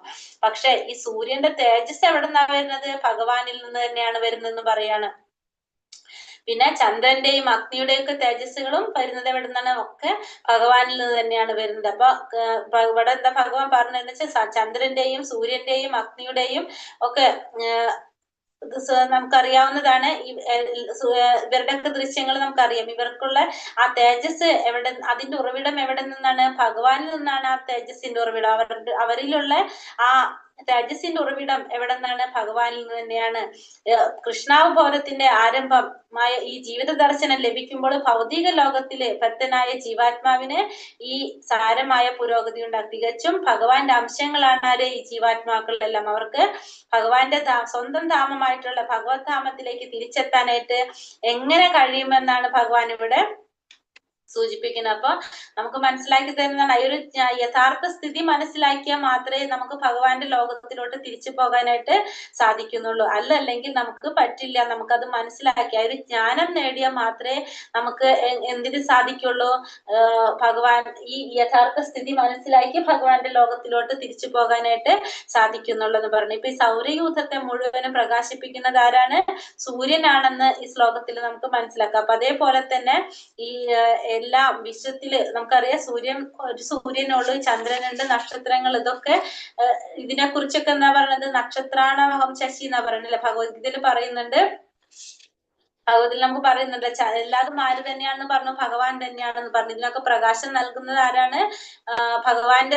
ഭഗവാനാണ് ഇതിനൊക്കെ പ്രകാശിപ്പിക്കുന്നത്. ഈ സൂര്യന്റെ തേജസ് ഭഗവാനിൽ നിന്ന് തന്നെയാണ് വരുന്നത്. ചന്ദ്രന്റെയും അഗ്നിയുടെയും ഒക്കെ തേജസ്സുകളും എവിടെ നിന്നാണ്? ഭഗവാനിൽ തന്നെയാണ് വരുന്നതെന്ന് പറയുന്നത്. അപ്പൊ ഭഗവാന്റെ പരമവ്യോമത്തിലെ ആധ്യാത്മിക ജ്യോതിസ് അതാണ് എന്ത് നൽകുന്നത്? ഈ സൂര്യപ്രകാശമാക്കുന്നത് എന്ന് പറയണം. സൂര്യോദയത്തോടെ നമ്മള് സൂര്യനെ ഡിപ്പെൻഡ് ചെയ്തിട്ട് നമ്മൾ എന്താ പറയുക? സൂര്യൻ ഉദിക്കുമ്പോഴാണ് നമ്മൾ എന്ത് ചെയ്യണം? നമ്മളുടെ പ്രവർത്തികളൊക്കെ ആരംഭിക്കുന്നത്. നമ്മൾ ഭക്ഷണം ഉണ്ടാക്കുന്നത്, തീ കൂട്ടുന്നത്, അങ്ങനെ നമ്മളെ ജോലികളൊക്കെ നമ്മൾ ചെയ്തുകൊണ്ടിരിക്കുന്നത്. അതിനൊക്കെ നമുക്ക് എന്ത് വേണം? അഗ്നിയുടെ സഹായം വേണം. അതുകൊണ്ട് തന്നെ സൂര്യപ്രകാശം, അഗ്നി, നിലാവ് എന്നീ ജീവാത്മാക്കൾക്ക് എത്രയും ഹിതകാരികളാണ് ഇതെല്ലാം. ഇതിന്റെ സഹായമില്ലാതെ നമുക്കൊന്നിനും ജീവിക്കാനായിട്ട് സാധിക്കുന്നില്ല എന്ന് പറയണം. അതേപോലെ തന്നെ ചന്ദ്രന്റെയും പറയുന്നത് എന്താണ്? ചന്ദ്രന്റെ പ്രകാശമാണ് എല്ലാ സസ്യങ്ങളുടെയും പോഷിപ്പിക്കുന്നത്. എല്ലാ സസ്യങ്ങളെയും പോഷിപ്പിക്കുന്നത് എന്താണ്? ചന്ദ്രന്റെ പ്രകാശമാണ്.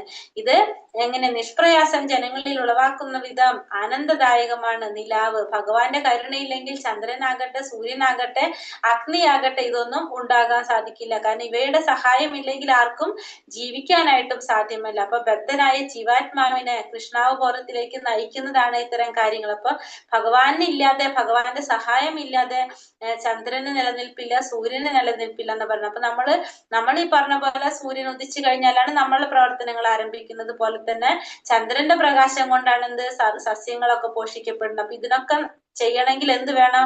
ഭഗവാനെ ഡിപ്പെൻഡ് ചെയ്തിട്ടാണ് ഇതൊക്കെ നിൽക്കുന്നത്. ഭഗവാൻ ഇല്ലെങ്കിൽ ഇതൊന്നും നമുക്ക് സാധ്യമാവില്ല എന്ന് പറയണം. അപ്പൊ ഇത്രയും കാര്യങ്ങൾ നമുക്ക് മനസ്സിലാക്കി കഴിഞ്ഞാൽ സ്വാഭാവികമായിട്ട് നമുക്ക് എന്തുണ്ടാവും? നമ്മള് ജീവാത്മാവിൽ കൃഷ്ണാവബോധത്തിലേക്ക് നമ്മൾ ഓട്ടോമാറ്റിക്കലി നയിക്കപ്പെടാണ് ചെയ്യുന്നത്. കാരണം ഭഗവാൻ ഇല്ലാതെ നമുക്കൊന്നും നിലനിൽക്കാൻ സാധിക്കില്ല എന്നുള്ളതിനുള്ള സത്യം നമ്മൾ മനസ്സിലാക്കാണ്. ഗാമ വിശ്യാച്ച ഭൂതാനി ധാരയാമ്യാഹമോജസാം പുഷ്ണാമി ചൗഷധി സർവ സോമോ ഭൂത്തോരസാത്മകഃ. ഞാൻ ഓരോ ഗ്രഹത്തിലും ഉൾപൂക്കി അവയെ എന്റെ ശക്തി കൊണ്ട് ഭ്രമണപഥത്തിൽ നിലനിർത്തുന്നു. ഞാൻ തന്നെ ചന്ദ്രനായി തീർന്ന് എല്ലാ സസ്യങ്ങൾക്കും എന്ത് നൽകാണ്? ജീവരസം നൽകാണ് പറയുന്നത്. പിന്നെയും ഒന്നും കൂടി എടുത്ത് പറയാൻ ഉടന്താണ് എല്ലാ ഗ്രഹങ്ങളിലും ഉൾപൂക്കിക്കൊണ്ട് അവയെ എന്റെ ശക്തി കൊണ്ട് ഭ്രമണപഥത്തിൽ നിലനിർത്തുന്നു. അപ്പൊ ഈ ഭ്രമണപഥത്തിലൂടെ എല്ലാതിനെ നിലനിർത്തുന്നത് എങ്ങനെയാണ്? ഭഗവാന്റെ ശക്തി കൊണ്ടാണ്. പിന്നെ ചന്ദ്രനായി തീർന്ന സസ്യങ്ങൾക്ക് ജീവരസം നൽകുന്നതും ആര് തന്നെയാണ്? ഞാൻ തന്നെയാണെന്ന് പറയണം. അപ്പൊ ഭഗവാൻ തന്നെയാണ് ചന്ദ്രനായിട്ട് നിന്നുകൊണ്ട് എല്ലാ സസ്യങ്ങൾക്കും ജീവരസം നൽകുന്നതും. പിന്നെ അപ്പൊ നമുക്ക് മനസ്സിലാവണം, എല്ലാ ഗ്രഹങ്ങളും വായുമണ്ഡലത്തിൽ സ്ഥിതി ചെയ്യുന്നത് എങ്ങനെയാണ്? ഈശ്വരന്റെ ആ ശക്തിയിലാണ്. അപ്പൊ ഓരോ ഗ്രഹങ്ങളിലെ ജീവിയും ഓരോ അണുവിലും എന്തുണ്ട്? ഈശ്വരന്റെ സാന്നിധ്യം ഉണ്ടെന്ന് നമുക്ക് മനസ്സിലാക്കാനായിട്ട് സാധിക്കും. അപ്പൊ ഇതിനൊക്കെ നിലനിർത്തി കൊണ്ടുപോകുന്നത്, ആ ഭ്രമണപഥത്തിൽ നിലനിർത്തി കൊണ്ടുപോകുന്നത് ആരുടെ ശക്തിയാലാണ്? ഭഗവാന്റെ ശക്തിയാലാണെന്ന് പറയാണ്. എല്ലാതും ഭഗവാന്റെ ശക്തി കൊണ്ടാണ് നിലനിർത്തി പോകുന്നത്. അപ്പൊ ജീവാത്മാവ് ശരീരത്തിൽ നമുക്കറിയാവുന്നതാണല്ലേ. ഇതേപോലെ തന്നെ ജീവാത്മാവ് നമ്മുടെ ശരീരത്തിൽ ഇരിക്കുന്നത് കൊണ്ടാണ് നമ്മുടെ ശരീരത്തിന് എന്ത് സംഭവിക്കുന്നത്? ആ ഒരു പ്രജ്ഞ ഉള്ളതെന്ന് പറഞ്ഞു. നമ്മൾ ആ തേജസ് ഉണ്ടാവുന്നത്. ശരീരത്തിൽ അതില്ലെങ്കിൽ അത് എന്താണ്? നമ്മുടെ ശരീരം വെള്ളത്തിൽ പൊങ്ങിക്കിടക്കാണ് ചെയ്യുന്നത് അല്ലെ. വെള്ളത്തിൽ നമ്മൾ മരിച്ചു പോയി കഴിഞ്ഞാല്, ശരീരത്തിൽ ജീവാത്മാവ് ഇല്ലാണ്ടായി കഴിഞ്ഞാല് അദ്ദേഹം എന്ത് ചെയ്യണത്? ജീവാത്മാവ് ഉണ്ടെങ്കിൽ മാത്രമേ ജീവാത്മാവ് ശരീരത്തിൽ ഇരിക്കുമ്പോഴാണ് ആ ശരീരത്തിന് വെള്ളത്തിന് മീൻ നമുക്ക് പൊങ്ങി കിടക്കാനായിട്ട് സാധിക്കുന്നത്. അതില്ലെങ്കിലോ അത് മുങ്ങിപ്പോകാണ് ചെയ്യുന്നത്. അങ്ങനെയാ പറയുന്നത്. അപ്പൊ അതേപോലെ തന്നെ ഗ്രഹങ്ങളെല്ലാം ശൂന്യാകാശത്തിൽ ഒഴുകി നടക്കുന്നത് ഭഗവാന്റെ പരമശക്തി അന്തർഭാവിച്ചിട്ടുള്ളത് കൊണ്ടാണെന്ന് പറയുന്നത്. അപ്പൊ ഭഗവാന്റെ ശക്തി കാരണം കൊണ്ട് മാത്രമാണ് ഈ ഗ്രഹങ്ങൾക്കെല്ലാം ഈ ശൂന്യാകാശത്തില് ഒഴുകി നടക്കാനായിട്ട് സാധിക്കുന്നത്. അതേപോലെ തന്നെ ചന്ദ്രന്റെ കാര്യം എന്താ പറയുന്നത്? ചെടികൾക്ക് ചന്ദ്രനിലൂടെയാണ് എന്ത് ലഭിക്കുന്നത്? പോഷണം കിട്ടുന്നത്. പോഷണം കിട്ടുന്നതിന് കാരണം, അപ്പൊ അതിന് കാരണം ആര് തന്നെയാണ്? ഭഗവാൻ തന്നെയാണ്. അപ്പൊ ചന്ദ്രന്റെ ഈ സ്വാധീന ശക്തി മൂലം സസ്യങ്ങള് സാധുള്ളതായിട്ട് മാറാണ്. നിലാവില്ലാതെ സസ്യങ്ങൾക്ക് വളരാനോ സ്വാദിഷ്ടമാകാനോ കഴിയില്ല. അങ്ങനെ ഭഗവത്ദത്തമായ വിഭവങ്ങളുടെ സഹായത്താലാണ് മനുഷ്യവർഗം സുഖമായി ജീവിക്കുന്നതും ഭക്ഷിക്കുന്നതും പ്രവർത്തിക്കുന്നതും. ആ സഹായം കൂടാതെ ആർക്ക് ജീവിക്കാൻ സാധിക്കില്ല, നമുക്കാർക്കും ജീവിക്കാനായിട്ട് സാധിക്കുന്നില്ല. അപ്പൊ ഭഗവാന്റെ സാന്നിധ്യം കൊണ്ട് തന്നെയാണ് ഈ പ്രവർത്തികളെല്ലാം നടക്കുന്നത് എന്നുള്ളത് നമുക്ക് മനസ്സിലാക്കി തരണം. ചന്ദ്രനായി തീർന്നിട്ട് സസ്യങ്ങൾക്ക് ജീവരസം പകർന്നത് ആര് തന്നെയാണ്? ഭഗവാൻ തന്നെയാണെന്നുള്ളത് നമുക്കൂടെ ക്ലിയർ ആക്കി തരാം. അപ്പൊ ചന്ദ്ര തേജസ്സിന്റെ പ്രഭാവത്തില് എല്ലാതും ആസ്വദിക്കാനായിട്ട് സാധിക്കുന്നു. അപ്പൊ അതിന് ആരുടെ സഹായമാണ് അവിടെ കിട്ടുന്നത്? ഭഗവാന്റെ സഹായം തന്നെയാണ് ഇവിടെ കിട്ടുന്നത്. ഇനി പറയണ എന്താണ്? അഹം വൈശ്യാനരോ ഭൂതോ പ്രാണിനാം ദേഹമാശ്രിതാഃ പ്രാണാപാന സമായുക്ത പചാമന്യം ചതുർവിധം. സകല ജീവികളിലുമുള്ള ദഹനാഗ്നിയാണ് ഞാൻ. ഉൾക്കൊള്ളുന്നതും പുറത്തു തള്ളുന്നതുമായ പ്രാണവായുവിനോട് ചേർന്ന് ഞാൻ 4 വിധത്തിലുള്ള ആഹാരങ്ങളെ ദഹിപ്പിക്കുന്നു. ഇനി എല്ലാ ജീവികളിലുമുള്ള ദഹനാഗ്നി ആരാന്നാ പറയുന്നത്? അതും ഭഗവാൻ തന്നെയാണ്. ഉൾക്കൊള്ളുന്നതും പുറത്തു തള്ളുന്നതുമായ പ്രാണവായുവിനോട് ചേർന്ന് 4 വിധത്തിലുള്ള ആഹാരങ്ങളെ ദഹിപ്പിക്കുന്നതും ആര് തന്നെ? ഭഗവാൻ തന്നെ. അപ്പൊ ശാസ്ത്രവിധി പ്രകാരം ആയുർവേദ ശാസ്ത്രത്തിൽ പറയുന്നത് എങ്ങനെയാണ്? ഭക്ഷിക്കുന്നതെന്തും ദഹിച്ചു പോരുന്ന ഒരു അഗ്നി നമ്മളുടെ ഉദരത്തിലുണ്ടെന്ന് പറയുന്നത്. അത് ആ അഗ്നി അതാരാണ്? ഭഗവാൻ തന്നെയാണെന്ന് പറയുന്നത്. പരമപുരുഷനാണ് ആ അഗ്നിയുടെ പ്രതിനിധി. ഭഗവാന്റെ പ്രതിനിധിയാണ് ആ അഗ്നി. വൈശ്വാനരെന്ന് പറഞ്ഞ ഒരു അഗ്നി അഗ്നി ഭഗവാന്റെ പ്രതിനിധിയാണെന്ന് പറയണം. അപ്പൊ പരമപുരുഷൻ ഈ അഗ്നിരൂപത്തില് ഉദരത്തില് അഗ്നിരൂപിയായി എല്ലാ തരത്തിലുള്ള ഭക്ഷണങ്ങളെയും ദഹിപ്പിക്കും. അപ്പൊ ഭഗവാൻ ഇല്ലാതെ നമുക്ക് എന്ത് സാധിക്കില്ല എന്ന് പറയുന്നത്? നമുക്ക് ഭക്ഷണം ദഹിക്കാനായിട്ട്, ആഹാരങ്ങളെ ദഹിപ്പിക്കാനായിട്ട് നമുക്ക് ആരുടെ സഹായം ആവശ്യമാണ്? ഭഗവാന്റെ സഹായം ആവശ്യമാണെന്ന് പറയാണ്. ആ ജീവാത്മാവ് അതിന് പോലും നമുക്ക് സ്വാതന്ത്ര്യമില്ല, നമുക്ക് അതിന് പോലും സാധിക്കുന്നില്ല നമുക്കിവിടെ മനസ്സിലാക്കാണ്. ഭഗവാന്റെ സഹായം ഇല്ലെങ്കിൽ, ദഹന പ്രക്രിയക്ക് ഭഗവാന്റെ സഹായം ഇല്ലെങ്കിൽ എന്താണ്? നമുക്ക് ഭക്ഷിക്കാനാവില്ല. പരമം പുരുഷൻ ഭഗവാൻ സൃഷ്ടിക്കുന്ന ഈ ഭക്ഷ്യങ്ങളെ സൃഷ്ടിക്കുകയും ചെയ്യുന്നതും ദഹിപ്പിക്കുകയും ചെയ്യുന്നതും നമുക്ക് എല്ലാതും തരുന്നത് ആര് തന്നെയാണ്? അപ്പൊ ഭഗവാൻ തന്നെയാണെന്ന് മനസ്സിലാക്കാണ്. അപ്പൊ 4 തരത്തിലുള്ള ഭക്ഷണങ്ങളെ പറ്റി അവിടെ പറഞ്ഞതില്ല. 4 തരത്തിലുള്ള ആഹാരങ്ങൾ ഏതൊക്കെയാണ്? വിഴുങ്ങേണ്ടത്, ചവച്ചിറക്കേണ്ടത്, നക്കി കഴിക്കേണ്ടത്, വലിച്ചുചുറ്റി കുടിക്കേണ്ടത്. ഈ പറഞ്ഞ എല്ലാ തരത്തിലുള്ള ആഹാരങ്ങളെ ദഹിപ്പിക്കുന്ന ദഹന ശക്തിയാണ് ആര്? ഭഗവാൻ. ഭഗവാനായ ദഹന ശക്തി കൊണ്ട് ഇതിനെ ദഹിപ്പിക്കുമ്പോൾ മാത്രമാണ് നമുക്ക് വീണ്ടും ഭക്ഷിക്കാനായിട്ട് സാധിക്കുന്നത്. അപ്പൊ ഈ ഭക്ഷണിക്കാനുള്ള വസ്തുക്കൾ സൃഷ്ടിച്ചിരിക്കുന്നത് മാത്രമല്ല, അത് നമുക്ക് കഴിച്ച് അതിനെ ദഹിപ്പിച്ചു തരുന്നതും ആര് തന്നെയാണ്? നമുക്ക് അസുഖങ്ങളൊന്നും ഇല്ലാതിരിക്കുക, അല്ലെങ്കിൽ നമുക്ക് ഭക്ഷണം കഴിച്ച് ദഹിച്ചില്ലെങ്കിൽ എന്താണ്? നമ്മുടെ ശരീരത്തിന് നമുക്ക് അസുഖങ്ങൾ സംഭവിച്ചുകൊണ്ടിരിക്കണം. അപ്പൊ ഇതൊക്കെ നിലനിർത്തി തരുന്നത് ആര് തന്നെയാണെന്ന് പറയുന്നത്? ഭഗവാൻ തന്നെയാണെന്നുള്ളതാണ് നമുക്കിവിടെ മനസ്സിലാക്കി തരുന്നത്. സർവസ്യ ചാഹം ഹൃദി സന്നിവിഷ്ടോ മത്ത സ്മൃതിജ്ഞാനമപോഹനം ച വേദൈശ്ച സർവൈരഹമേവ വേദ്യോ വേദാന്തകൃത് വേദവിദേവ ചാഹം. സർവജീവികളുടെയും ഹൃദയത്തിൽ ഞാൻ വാഴുന്നു. സ്മരണയും ജ്ഞാനവും മറവിയും എന്നിൽ നിന്നുളവാകുന്നതാണ്. എല്ലാ വേദങ്ങളിലൂടെയും അറിയേണ്ടത് എന്നെ തന്നെ. വേദാന്തം ഉണ്ടാക്കിയതും വേദങ്ങളെ അറിയുന്നതും ഞാൻ തന്നെയാണ്. അപ്പൊ ഭഗവാൻ എന്താ പറഞ്ഞത്? എല്ലാ ജീവികളുടെയും ഹൃദയത്തിൽ വാഴുന്നത് ആരാണ്? ഞാൻ തന്നെയാണ്. എല്ലാവരുടെയും ഹൃദയത്തില് പരമാത്മാ രൂപത്തില് ഭഗവാൻ വാഴുന്നുണ്ടെന്നുള്ളത് നമ്മളിപ്പോ മനസ്സിലാക്കി കഴിഞ്ഞു അല്ലെ? അപ്പൊ എല്ലാവരുടെ ഹൃദയത്തിലും പരമാത്മ രൂപത്തിൽ ഭഗവാൻ വാഴുന്നുണ്ട്. എല്ലാ കർമ്മങ്ങളും ആരംഭിക്കുന്നത് അദ്ദേഹത്തിൽ നിന്ന് തന്നെയാണ്. അപ്പൊ താൻ മുൻജന്മത്തില് ഉള്ള സംഭവങ്ങളെ ജീവാത്മാവിന് മറന്നു പോകാം, പക്ഷെ പരമാത്മാവ് ഒരിക്കലും മറക്കുന്നില്ല. കാരണം പരമാത്മാവ് എല്ലാ പ്രവർത്തികൾക്കും സാക്ഷിയായിട്ട് ഭഗവാൻ ഉണ്ട്. അതുകൊണ്ട് തന്നെ ഭഗവാൻ നിർദ്ദേശിക്കുന്നതനുസരിച്ച് വേണം ആർക്ക് പ്രവർത്തിക്കാൻ? ജീവാത്മാവിന് പ്രവർത്തിക്കാൻ. ജീവാത്മാവിന് ഒന്നും ഓർമ്മ ഉണ്ടാവണമെന്നില്ല, പക്ഷെ പരമാത്മാവിനെല്ലാം അറിയുന്ന കാരണം കൊണ്ട് പരമാത്മാവിന്റെ നിർദ്ദേശം അനുസരിച്ചാണ് ആര് പ്രവർത്തിക്കുന്നത്? ജീവാത്മാവ് പ്രവർത്തിക്കുന്നത്. മുൻജന്മത്തിന്റെ കർമ്മങ്ങൾക്കനുസരിച്ചാണ് അത്തരം പ്രവർത്തനങ്ങൾ മുഴുവനും ആരംഭിക്കുന്നത്. പിന്നെ നമുക്ക് സ്മരണ ആയിക്കോട്ടെ, അറിവ് നൽകപ്പെട്ടിട്ടും കഴിഞ്ഞ ജന്മത്തെ പറ്റിയിട്ട് ആര് മറന്നു പോവാണ്? ജീവാത്മാക്കളെല്ലാം മറന്നു പോവുകയാണ്. പരമപുരുഷൻ പക്ഷെ സർവ്വവ്യാപി ആയതുകൊണ്ട് മാത്രമല്ല, എല്ലാ വ്യക്തി ഹൃദയങ്ങളിലും ഇരിക്കുന്നുകൊണ്ട് ഭഗവാന് എന്താണ് ഇതൊക്കെ ഓർക്കാനായിട്ട്, ഭഗവാൻ ഇതൊക്കെ അറിയാനായിട്ട് സാധിക്കും. നമ്മൾ ചെയ്യുന്ന പ്രവർത്തികൾക്കനുസരിച്ച് ആ ഫലോദിഷ്ടമായിട്ടുള്ള കർമ്മങ്ങൾക്ക് ഭഗവാൻ എന്ത് തരാണ്? ഫലം നൽകാണ് ചെയ്യുന്നത്. അപ്പൊ നമ്മൾ എങ്ങനെയാണോ ഭഗവാൻ ആരാധിക്കുന്നത് അതനുസരിച്ച് ഭഗവാൻ നമുക്ക് പ്രാപ്യനാവുകയാണ്. ചിലപ്പോ ബ്രഹ്മത്തിലായിരിക്കാം, ചിലപ്പോ പരമാത്മാ രൂപത്തിലോ അതല്ലെങ്കിൽ ഭഗവത് രൂപത്തിലോ നമ്മൾ ഭഗവാൻ ആരാധിക്കാം. ഏത് രീതിയിലായാലും ഭഗവാൻ നമുക്ക് അതിന് നമ്മൾ ഏത് രീതിയിലാണോ ഭഗവാൻ ആരാധിക്കുന്നത്, സാക്ഷാത്കരിക്കാൻ ശ്രമിക്കുന്നത്, ആ രീതിയിൽ നമുക്ക് ഭഗവാനെ നമുക്ക് പ്രാപിക്കാനായിട്ട് സാധിക്കുകയാണ് ചെയ്യുന്നത്. അങ്ങനെ നമുക്ക് എന്ത് ചെയ്യാൻ സാധിക്കും? ഭഗവാന്റെ പരമമായിട്ടുള്ള ഭഗവത് ധാമത്തിലേക്ക് തിരിച്ചെത്താനായിട്ടുള്ള സാധിക്കും. അതിന് വേണ്ടിയിട്ടുള്ള നിർദ്ദേശങ്ങൾ നമുക്ക് എവിടെ നിന്ന് കിട്ടും? വേദങ്ങളിൽ നിന്ന് നമുക്ക് കിട്ടും. ആ വേദങ്ങളിലെല്ലാം പറയുന്നത് ആരെ കുറിച്ചാണ്? ഭഗവാനെ കുറിച്ച്, പരമദിവ്യോത്തമ പുരുഷനായ ഭഗവാനെ കുറിച്ചാണ് തരുന്നത്. എങ്ങനെ നമുക്ക് തിരിച്ച് നമ്മള് ധാമത്തിലോട്ട് പോകാം എന്നുള്ള കാര്യങ്ങൾ നമുക്ക് അറിയാനായിട്ട് സാധിക്കും. അപ്പോ എല്ലാവരുടെ ഹൃദയത്തിലും ഭഗവാൻ വാഴുന്നുണ്ട്. നമുക്ക് സ്മരണ നിലനിർത്തുന്നതും ജ്ഞാനം തരുന്നതും മറവി തരുന്നതും എല്ലാതും ആരിൽ നിന്ന് തന്നെയാണ്? ഭഗവാൻ തന്നെയാണെന്ന് പറയുന്നത്. അപ്പോ ഭഗവാനാണ് നമുക്ക് ബുദ്ധിവൈഭവം ഉണ്ടാക്കി തരുന്നത്. അതുപോലെ തന്നെ വീക്ഷണാശക്തി, സ്മരണശക്തി, ഇതൊക്കെ എവിടെ നിന്നാണ് തന്നെ കിട്ടുന്നത്? ഭഗവാനിൽ നിന്ന് തന്നെയാണ് തരുന്നത്. ഭഗവാൻ തന്നെയാണ് ഇതിന്റെ ഒക്കെ ഉറവിടം. ഭഗവാനിൽ നിന്ന് തന്നെയാണ് കിട്ടുന്നത്. പിന്നെ വേദാന്തം ഉണ്ടാക്കിയതും വേദങ്ങളെ കുറിച്ച് അറിയുന്നതും ആരെന്ന്?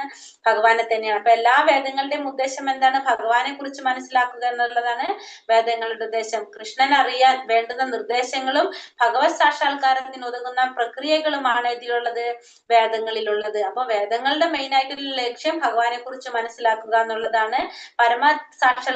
ഭഗവാന്റെ സാക്ഷാത്കാരത്തിനുള്ള പ്രക്രിയകൾ ഏതൊക്കെയാണെന്ന് ഇതൊക്കെയാണ് ഇതിൽ പറഞ്ഞിരിക്കുന്നത്, വേദങ്ങളിൽ പറഞ്ഞിരിക്കുന്നത്. അപ്പൊ വേദത്തിൽ കൂടെ നമ്മൾ അറിയുന്നതും ആരെ കുറിച്ച് തന്നെയാണ്? ഭഗവാനെ കുറിച്ച് തന്നെയാണെന്നുള്ളത് നമുക്ക് ഇതിലൂടെ മനസ്സിലാക്കാനായിട്ട് സാധിക്കും. ദാവിമൗ പുരുഷൻ ലോകേ ക്ഷരാക്ഷര ഏവച ക്ഷരാ സർവാണി ഭൂതാനി കുടസ്ഥോക്ഷര ഉച്യത്തെ. പുരുഷന്മാർ രണ്ട് വിധം, തെറ്റുപറ്റുന്നവരും അല്ലാത്തവരും. ഭൗതിക ലോകത്തിലെ ജീവാത്മാക്കളെല്ലാം തെറ്റുപറ്റുന്നവരാകുന്നു. ആധ്യാത്മിക ലോകത്തിലുള്ള ജീവാത്മാക്കൾക്ക് തെറ്റുപറ്റുകയില്ല. അപ്പൊ രണ്ട് തരത്തിലുള്ള പുരുഷന്മാരുണ്ടെന്നാ പറയുന്നത്. ഒന്ന് തെറ്റുപറ്റുന്നവരും ഒന്ന് തെറ്റുപറ്റാത്തവരും. ആ ഭൗതിക ലോകത്തിലെ ജീവാത്മാക്കൾ എങ്ങനെയാണ്? തെറ്റുപറ്റുന്നവരാണ്. ആധ്യാത്മിക ലോകത്തിലുള്ള ജീവാത്മാക്കൾക്ക് ഒരിക്കലും തെറ്റുപറ്റുന്നില്ല. അപ്പൊ എണ്ണിയാൽ ഒടുങ്ങാത്ത ജീവാത്മാക്കളെ രണ്ടായിട്ട് തരംതിരിക്കാം, തെറ്റുപറ്റുന്ന ജീവാത്മാക്കളും തെറ്റുപറ്റാത്തത്. അപ്പൊ പരമപുരുഷന്റെ നിത്യവിഭിന്നാംശങ്ങളാണ് ആര്? ജീവാത്മാക്കൾ. ഭൗതിക ലോകത്തില് ബന്ധപ്പെട്ടിരിക്കുമ്പോൾ ഇവരെങ്ങനെയാണ്? തെറ്റുപറ്റുന്നവരായിരിക്കും എന്ന് പറയാണ്. അക്ഷര സർവാണി ഭൂതാനി, ഇവർക്ക് വീഴ്ച പറ്റാമെന്ന് പറയാണ്. എന്നിട്ട് പക്ഷെ ഭഗവാനോട് ചേർന്ന് നിൽക്കുമ്പോഴോ അവർക്ക് വീഴ്ച പറ്റാത്തവരാണ്. അവര് ഏകീഭവിക്കുക എന്നതുകൊണ്ട് അവർ വ്യക്തിത്വം ഉണ്ടാകുന്നില്ല എന്നല്ല അർത്ഥമാക്കുന്നത്. പക്ഷെ എന്താണ്? അവര് ഭഗവാന്റെ ആ ആത്മീയ ലോകത്തില് ഉള്ളത് കാരണം കൊണ്ട് അവിടെ ഭഗവാനിൽ കൂടെ നിൽക്കുന്ന കാരണം അവർക്ക് ഒരിക്കലും എന്ത് സംഭവിക്കുന്നില്ല? തെറ്റുപറ്റുന്നില്ല. തെറ്റുപറ്റാത്ത ജീവാത്മാക്കളാവണം അവരിരുന്നിട്ട്. പക്ഷെ ഈ ഭൗതിക ലോകത്തിലാണെങ്കിലോ അവര് ജീവാത്മാക്കള് തെറ്റുപറ്റുന്നവരായിരിക്കും. ഭൗതിക ലോകത്തില് തെറ്റുപറ്റുന്നവരായിരിക്കും പറയുന്നത്.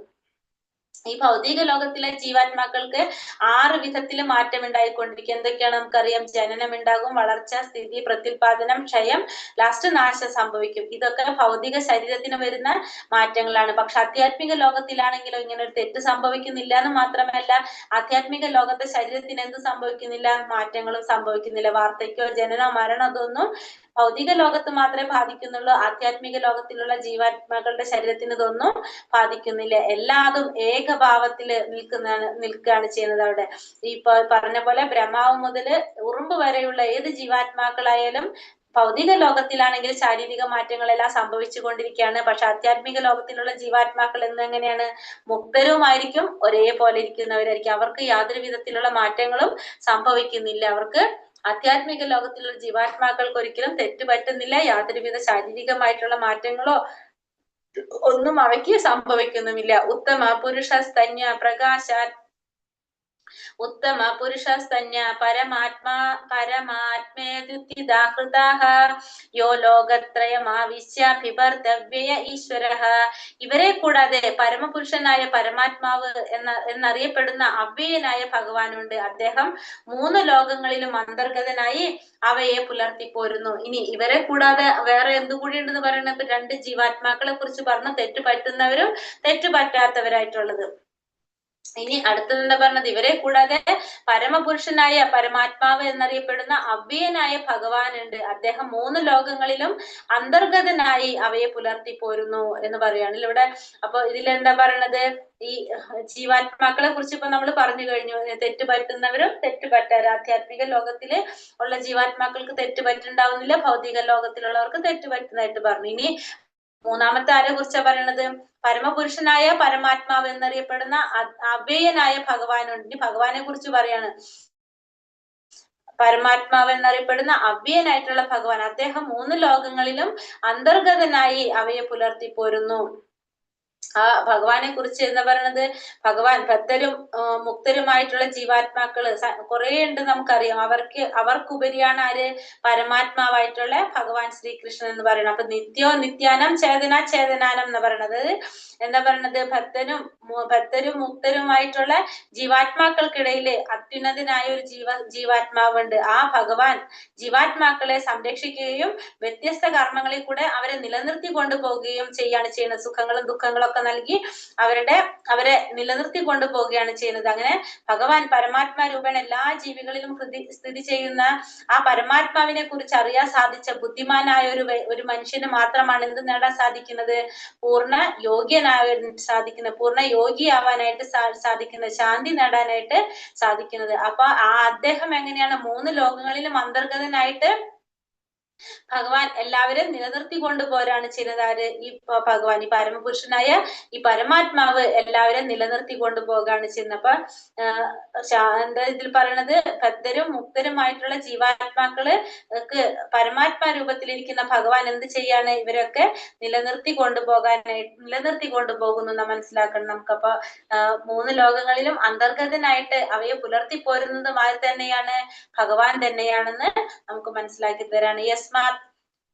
യസ്മാത് അക്ഷരമതീതോ ഹമക്ഷരാദപി ചോത്തമഃ അതോസ്മി ലോകവേദേച്ച പ്രതീത പുരുഷോത്തമ.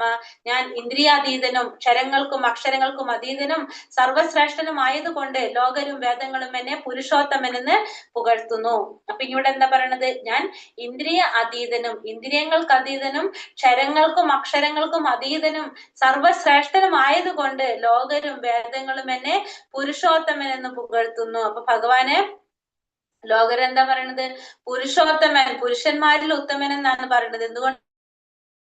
ഞാൻ ഇന്ദ്രിയങ്ങൾക്ക് അതീതനാണ്, ക്ഷരങ്ങൾക്കും അക്ഷരങ്ങൾക്കും അതീതനുമാണ്, സർവശ്രേഷ്ഠനുമായതുകൊണ്ട് വേദങ്ങളും ലോകരും എന്നെ പുരുഷോത്തമൻ എന്ന് വിളിക്കുന്നു. അപ്പൊ പരമദിവ്യോത്തമ പുരുഷനായിട്ടുള്ള ശ്രീകൃഷ്ണനെ അതിശയിക്കാനായിട്ട് ആർക്കും സാധ്യമല്ല. ജീവാത്മാവായിക്കോട്ടെ മുക്താത്മാവായിക്കോട്ടെ, ജീവാത്മാക്കളിൽ ഇപ്പൊ ബദ്ധമായിട്ടുള്ളവരുണ്ടാവില്ലേ, ഭൗതിക ലോകത്തിലുള്ള തെറ്റ് പറ്റുന്നവരും തെറ്റ് പറ്റാത്തവരും ആയിക്കോട്ടെ, അവർക്കാർക്കും ഭഗവാനെ കവർ ചെയ്യാനായിട്ട് സാധിക്കുന്നില്ല. അതുകൊണ്ട് തന്നെ ഭഗവാനെ നമുക്ക് എന്ന് പറയാം? പുരുഷോത്തമൻ എന്നാണ് പറയുന്നത്. പുരുഷന്മാരില് ഉത്തമൻ എന്നാണ് പറയുന്നത്. അപ്പൊ ജീവാത്മാക്കളും ഭഗവാനും വ്യക്തികളാണ്. ജീവാത്മാക്കള് ബദ്ധാവസ്ഥയിലായാലും മുക്താവസ്ഥയിലും എന്താണ്? ഭഗവാന്റെ ശക്തികളെ അതിശയിക്കാനായിട്ട്, അതിനെ കവർ ചെയ്യാനായിട്ട് സാധിക്കുന്നില്ല. അതുകൊണ്ട് തന്നെ ഭഗവാനാണ് ഭഗവാൻ പരമദിവ്യോത്തമ പുരുഷനാണ്, ഭഗവാൻ പുരുഷോത്തമനാണ്, പുരുഷന്മാരിൽ ഉത്തമനാണെന്ന് പറയാനിരുന്നുണ്ട്. അപ്പൊ അതുകൊണ്ട് മറ്റുള്ളവരുടെ വ്യക്തിത്വങ്ങൾക്ക് അധമ ഭേദം ഉണ്ടായിരിക്കും. അതുകൊണ്ട് തന്നെ, അതായത് ഭഗവാനെ കവിഞ്ഞു നിൽക്കാനായിട്ട് ആർക്കും സാധ്യമല്ല എന്നാണ് നമുക്ക് ഇതിൽ നിന്ന് മനസ്സിലാക്കണം. ഭഗവാൻ ആരാണ്? പരമദിവ്യോത്തമ പുരുഷനാണ്, പരമദിവ്യോത്തമ പുരുഷനാണ്. അതേപോലെ തന്നെ ആരാണ്? പുരുഷോത്തമനാണെന്ന് നമുക്കിവിടെ പറഞ്ഞു. ഭഗവാനെ കവർ ചെയ്യാനായിട്ട്, ഭഗവാനെ കവിഞ്ഞു നിൽക്കാനായിട്ട് ആർക്കും സാധിക്കുന്നില്ല. അതുകൊണ്ട് ഭഗവാൻ എല്ലാ ലോകരും വേദങ്ങളും എന്താണ് പറയുന്നത്? പുരുഷോത്തമൻ എന്നാണ് പറയുന്നത്. ഇവിടെ ഭഗവാന്റെ ഒരു ലീല പറയുന്നുണ്ട്. ആരായിട്ടാണ്? ബ്രഹ്മാവായിട്ട് വിമോഹന ലീല പറയുന്നുണ്ട്. പക്ഷെ അത് ഭഗവാൻ എന്താ പറയാ, ഭഗവാൻ തന്നെയാണോ എന്ന് അറിയാൻ വേണ്ടിയിട്ട് ബ്രഹ്മാവ് ചെയ്യുന്നതാണത്. ഭഗവാന്റെ പശുക്കളെയും എന്താ പറയാ എല്ലാം മോഷ്ടിച്ചു കൊണ്ടുപോകുന്ന ഒരു ലീലയാണത്. പിന്നെ പറഞ്ഞു തരാം കേട്ടോ. അത് യോമാമേവ സമ്മൂഢോ ജാനാതി പുരുഷോത്തമം സ സർവ ഭജതി മാം സർവഭാവേന ഭാരത. എന്നെ പരമദിവ്യോത്തമ പുരുഷനായ ഭഗവാൻ എന്ന് നിസ്സംശയം അറിയുന്നവർ എല്ലാം അറിയുന്നവരാണ് ഹേ ഭാരത. അതുകൊണ്ട് അവർ എന്റെ ഭക്തിയുത സേവനത്തിൽ പൂർണ്ണമായും മുഴുകിയിരിക്കുന്നു. അപ്പോ എന്നെ പരമദിവ്യോത്തമ പുരുഷനായ ഭഗവാൻ എന്ന് നിസ്സംശയം അറിയുന്നവർ എല്ലാം അറിയുന്നവരാണെന്ന് പറയാണ്. അതുകൊണ്ട് തന്നെ അവരെന്ത് ചെയ്യും? ഭക്തിയുത സേവനത്തിൽ മുഴുകിക്കൊണ്ടിരിക്കും. ഭഗവാനെ കുറിച്ചിട്ടുള്ള ഒരു സത്യം മനസ്സിലാക്കിയവര്, ഭഗവാൻ പരമദിവ്യോത്തമ പുരുഷനായ ഭഗവാനാണെന്ന് ഉള്ളൊരു സത്യം മനസ്സിലാക്കിയവർ എന്ത് ചെയ്തുകൊണ്ടിരിക്കുകയാണ്? ഭഗവാനിലെ ഭക്തിയുറ സേവനത്തില് പൂർണ്ണമായിട്ടും മുഴുകിക്കൊണ്ടിരിക്കുന്നു. അപ്പൊ ഭഗവാൻ ഈ ശ്ലോകത്തിൽ തീർത്ത് പറയാണ്, ശ്രീകൃഷ്ണൻ തന്നെയാണ് പരമദിവ്യോത്തമ പുരുഷൻ. പരിപൂർണ ജ്ഞാനം നേടിയ, പരിപൂർണ ജ്ഞാനം സിദ്ധിച്ച വ്യക്തി ആരാണ്? പരമദിവ്യോത്തമ പുരുഷനായ ഭഗവാൻ ശ്രീകൃഷ്ണനാണെന്നുള്ളത് ഈ ശ്ലോകത്തിൽ നമുക്ക് പറയണം. അപ്പൊ അല്പജ്ഞാനികളാണെങ്കിൽ നിരപേക്ഷ തത്വത്തെ പറ്റിയിട്ടുള്ള ഊഹാപോഹങ്ങളിൽ മുഴുകിയൊക്കെ സമയം കളഞ്ഞുകൊണ്ടേയിരിക്കും. പക്ഷെ ജ്ഞാനം സിദ്ധിച്ചവരോ സമയം പാഴാക്കാതെ നേരെ കൃഷ്ണാവബോധത്തിലൂടെ ഭക്തിയുടെ സേവനം ചെയ്തുകൊണ്ട് ഭഗവാനെ ആ സത്യത്തെ കുറിച്ച് മനസ്സിലാക്കി ഭഗവാനെ സേവനം ചെയ്തുകൊണ്ട് എന്ത് ചെയ്യാണ്? പൂർണ്ണമായും ഭഗവാനിൽ അർപ്പിച്ച് അവര് പരമപദം പോകാനായിട്ട് ശ്രമിച്ചു കൊണ്ടിരിക്കുകയാണ് പറയുന്നത്. അങ്ങനെ അവർക്ക് ഭഗവത് സേവനത്തോട് ബന്ധപ്പെട്ട് വരുന്ന ഈ ഭജതി, ഇതിലെന്താ പറയുന്നത്? ഭജതി എന്നാ പറയുന്നത്. ഭജതിമാ, ഭജിച്ചു കൊണ്ടിരിക്കുകയാണ്. ഭഗവാനെ ഭജിച്ചുകൊണ്ട് കൃഷ്ണാവബോധം ഉണ്ടെങ്കിൽ, ഭഗവത് സേവനത്തിൽ തൽപരാണെങ്കിൽ അവർക്ക് എന്ത് ചെയ്യാൻ സാധിക്കും? പൂർണ്ണമായിട്ടും വേദജ്ഞാനം മനസ്സിലാക്കി ഭഗവാനെ കുറിച്ചുള്ള സത്യം മനസ്സിലാക്കി ഭഗവാന്റെ സേവനത്തിൽ മുഴുകാനായിട്ട് സാധിക്കും. സർവവിധ ഭജതീമാം, ഭജിച്ചുകൊണ്ടിരിക്കുകയാണ് ഭഗവാനെ. ഏതൊരു സമയത്ത് എന്താണ്? ആരാധിച്ചുകൊണ്ട് ഭഗവാനിൽ തന്നെ മുഴുകി സേവനങ്ങൾ അർപ്പിച്ചുകൊണ്ട് ഭഗവാനിൽ മുഴുകാനായിട്ട് അവർക്ക് സാധിക്കും. ഭഗവാനെ പ്രാപിക്കാനായിട്ട് അവർക്ക് സാധിക്കും എന്ന് നമുക്കതിൽ മനസ്സിലാക്കാം. അടുത്ത ശ്ലോകത്തിൽ ഇതി ഗുഹ്യതമം ശാസ്ത്രം ഇതമുക്തം മയാനഘ ഏതത് ബുദ്ധോ ബുദ്ധിമാൻ സ്യാത് കൃതാ കൃത്യശ്ച ഭാരത. ഹേ പാപരഹിത, ഞാൻ ഇപ്പോൾ ഉപദേശിച്ച ജ്ഞാനം വേദഗ്രന്ഥങ്ങളിലെ അതിരഹസ്യമായ ഭാഗമാണ്. ഇതറിയുന്നവർ ബുദ്ധിശാലികളാവും, അവരുടെ പ്രയത്നങ്ങൾക്ക് പൂർണ്ണത കൈവരും. ഇവിടെ എന്താ പറയുന്നത്? പാപരഹിതനായ, ഹേ പാപരഹിത എന്നാണ് അർജുനനെ വിളിച്ചിരിക്കുന്നത് അല്ലെ. ഹേ അനഘനായ എന്ന് പറഞ്ഞാൽ പാപരഹിത അർജുന എന്ന് പറഞ്ഞ അർജുനനെ വിളിക്കുന്നത് എന്താണ്? പാപരഹിത. ഞാനിപ്പോൾ ഉപദേശിച്ച ഈ ഒരു ജ്ഞാനം വേദഗ്രന്ഥങ്ങളിലെ അതിരഹസ്യമായ ഭാഗമാണ്. ഇതറിയുന്നവർ ബുദ്ധിശാലികളാവും, അവരുടെ പ്രയത്നങ്ങൾക്ക് പൂർണ്ണത കൈവരും. അപ്പൊ എന്താണ് പറഞ്ഞത്? എല്ലാ പാപപ്രതികരണങ്ങളിൽ നിന്നും വിമുക്തനായി കഴിഞ്ഞ ഒരാൾക്ക് മാത്രമേ ഭഗവാനെ കുറിച്ച് അറിയാനായിട്ട് സാധിക്കുന്നുള്ളൂ. അല്ലാത്തവർക്ക് ഭഗവാനെ കുറിച്ച് അറിയാനായിട്ട് സാധിക്കുന്നില്ല. അപ്പൊ എല്ലാത്തരം മാലിന്യങ്ങളിൽ നിന്നും ഈ പാപകർമ്മങ്ങളിൽ നിന്നും മുക്തനായിട്ട് വേണം ആരെ കുറിച്ച് അറിയാനായിട്ട്? ഭഗവാനെ കുറിച്ച്, ഭഗവാൻ ശ്രീകൃഷ്ണനെ കുറിച്ച് മനസ്സിലാക്കാനായിട്ട്. അല്ലാതെ ഭഗവത് സേവനത്തിൽ ഏർപ്പെടാനായിട്ട് നമുക്ക് സാധിക്കുന്നില്ല. എന്താ പറയണത്? ഭഗവത് സേവനത്തിൽ ഏർപ്പെട്ട് കഴിഞ്ഞാല് സ്വാഭാവികമായിട്ട് പക്ഷെ നമുക്ക് എവിടേക്ക് എത്താൻ സാധിക്കും? പാപരഹിതന്റെ ആ നിലയിലേക്ക് എത്താനായിട്ട് സാധിക്കും. അത്രയും പ്രധാനപ്പെട്ടത് എന്താണ്? ഭക്തിയുടെ സേവനങ്ങള് അത്രയും പ്രധാനപ്പെട്ടതാണ്. അതുകൊണ്ടാണ് അർജുനൻ ഇവിടെ എന്താ പറയുന്നത്? പാപരഹിത എന്നാണ് അർജുനൻ പറയുന്നത്. അർജുനൻ അങ്ങനെ ഒരു വ്യക്തിയാണ്, ഭക്തനാണ്. അതുകൊണ്ട് തന്നെ അർജുനന് പാപരഹിത എന്നാണ് ഇവിടെ ആര് വിളിച്ചിരിക്കുന്നത്? ഭഗവാൻ വിളിച്ചിരിക്കുന്നത്. ഭക്തിയുടെ സേവനത്തിൽ ഏർപ്പെടുത്തോളം കാലം ഒരാളും ആരില്ല സാമാന്യ ദൃഷ്ട ബുദ്ധിമാനാണെന്ന് തോന്നിക്കഴിഞ്ഞാൽ പോലും അയാളെ ആ നിലയ്ക്ക് നമുക്ക് അംഗീകരിക്കാനായിട്ട് സാധ്യമല്ല. അപ്പൊ ഇപ്പൊ മെറ്റീരിയൽ ലൈഫിൽ നമുക്ക് എത്ര ബുദ്ധിയുണ്ട്, നമ്മൾ എത്ര ക്വാളിഫൈഡ് ഉണ്ടെന്ന് പറഞ്ഞാലും ഭഗവാനെ കുറിച്ച് അറിയാതെ ഭക്തിയുടെ സേവനത്തിനെ ചെയ്യാതെ ആ ഒരു ജ്ഞാനം നേടാത്ത ഒരാളെയും നമുക്ക് എന്തെന്ന് പറയാനായിട്ട് സാധിക്കില്ല? അവര് ബുദ്ധിമാനാണെന്നോ അവര് ഭയങ്കര ക്വാളിഫൈഡ് ആണെന്നോ നമുക്ക് പറയാനായിട്ട് സാധിക്കില്ല. കാരണം അറിയേണ്ടത് ആരെ കുറിച്ചിട്ടുള്ള അറിവാണ്? ഭഗവാനെ കുറിച്ചിട്ടുള്ള അറിവാണ് വേണ്ടത്. പരമപുരുഷന്റെ ഈ തത്വശാസ്ത്രം പഠിച്ചറിഞ്ഞ് ഭഗവത് സേവനത്തിന് നിരതരാകുന്നവർക്ക് ഭൗതിക പ്രകൃതിയുടെ ത്രിഗുണങ്ങളുടെ പാതയിൽ നിന്ന് ഒഴിയാനായിട്ട് സാധിക്കും. അപ്പൊ ഭഗവാന്റെ ഈ തത്വശാസ്ത്രം പഠിച്ചറിഞ്ഞ് ഭഗവത് സേവന നിരതരായവർക്ക് ഭൗതിക പ്രകൃതിയുടെ ത്രിഗുണങ്ങളുടെ പാതയിൽ നിന്ന് ഒഴിയാനായിട്ട് സാധിക്കും. ആധ്യാത്മികമായ ഒരു ജ്ഞാനത്തിന്റെ പ്രക്രിയയാണിത്. ഭക്തിപൂർവമായ ഭഗവത് സേവനം അത് നടത്തുന്നിടത്ത് ഭൗതിക മാലിന്യം നിലനിൽക്കില്ല. അപ്പൊ ഭക്തിയുടെ സേവനം ചെയ്യുന്നിടത്ത് എന്തുണ്ടാവില്ല?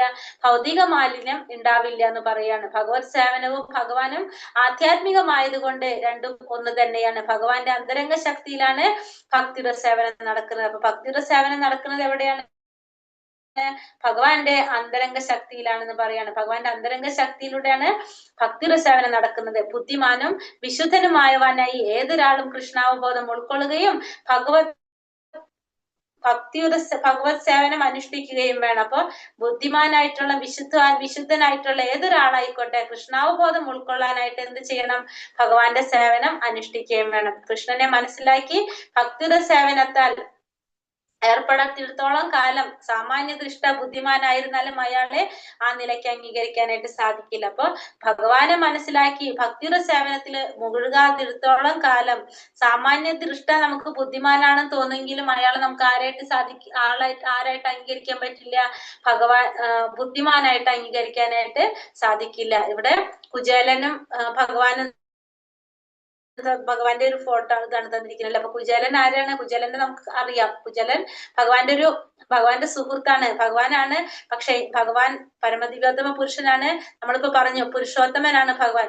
ആ ഭഗവാൻ എന്താണ്? കുചേലൻ സുഹൃത്താണ്. ഇപ്പൊ ഈ പഴയ ഡ്രസ്സ് കീറി പറഞ്ഞ ഡ്രസ്സ് അങ്ങനത്തെ ഒക്കെ ഒരു രൂപത്തില് അങ്ങനെ വന്നിട്ടും ഭഗവാൻ എന്താണ് ചെയ്യുന്നത്? ഭഗവാൻ ആ സുഹൃത്തിനെ ഭഗവാന്റെ ആ ഒരു എന്താ പറഞ്ഞ എങ്ങനെയാണ് ഭഗവാൻ സ്വീകരിച്ചത്? പോയി ഓടിച്ചെന്ന് എല്ലാവിധത്തിലുള്ള കാര്യങ്ങളും ചെയ്തുകൊണ്ടാണ് ആ സുഹൃത്തിനെ സ്വീകരിക്കുന്നത്. അല്ലാതെ നമ്മള് അവരുടെ വ്യക്തികളുടെ ആ സ്ഥാനം നോക്കിയിട്ടോ അവരുടെ ആ രൂപത്തിലോ അങ്ങനെയൊന്നല്ല ചെയ്യണമെന്ന് പറയണം. അപ്പൊ അതായത് ആ ഭഗവാന്റെ ഒരു ക്വാളിറ്റിയാണ് നമുക്ക് പറഞ്ഞു തരുന്നത്. കാരണം നമുക്കറിയാം സാധാരണ ഒരു ഭൗതിക ലോകത്തിലാണെങ്കിൽ എങ്ങനെയാണ് നമ്മള് ഓരോരുത്തരും അതങ്ങനെയൊക്കെ നോക്കിയിട്ടാണ് നമ്മളൊരാളെ ചെയ്യുന്നത് അല്ലെ. ഇപ്പൊ നമ്മള് വേറെ ആരുടെ കഥ പറയണ്ടായിരുന്നല്ലോ, മറന്നുപോയി, സോറി. അപ്പൊ അതേപോലെ തന്നെ ഭഗവാൻ അങ്ങനെയല്ല. പക്ഷെ ഭഗവാൻ എന്താണ് പറയുന്നത്? ഭഗവാന്റെ സുഹൃത്താണ്. ഇപ്പൊ കുചേലൻ എന്ന് വെച്ചിട്ടുണ്ടെങ്കിൽ പരമദരിദ്രനായിരുന്നു. ദരിദ്രനായിട്ട് ഭഗവാനെ കാണാൻ വന്നപ്പോ ഭഗവാൻ സ്വീകരിച്ചത് എങ്ങനെയാണ്? എല്ലാവിധ ഇതിലും ചെയ്തിട്ട് ഓടിച്ചെന്ന് ഭഗവാൻ തന്നെയാണ് ഒക്കെ ചെയ്യുന്നത് ഇരുന്നിട്ട്. അപ്പൊ ഭഗവാൻ പുരുഷന്മാരിൽ ഉത്തമനാണെന്ന് പറയാണ്. അതുകൊണ്ട് തന്നെയാണ് ഭഗവാനെ നമ്മൾ എന്ത് പറയുന്നത്? ചുതി സംഭവിക്കാത്തതുകൊണ്ട് അച്യുത എന്ന് ഭഗവാനെ വിളിക്കുന്നതും. ഹരേ കൃഷ്ണ കൃഷ്ണ കൃഷ്ണ ഹരേ ഹരേ,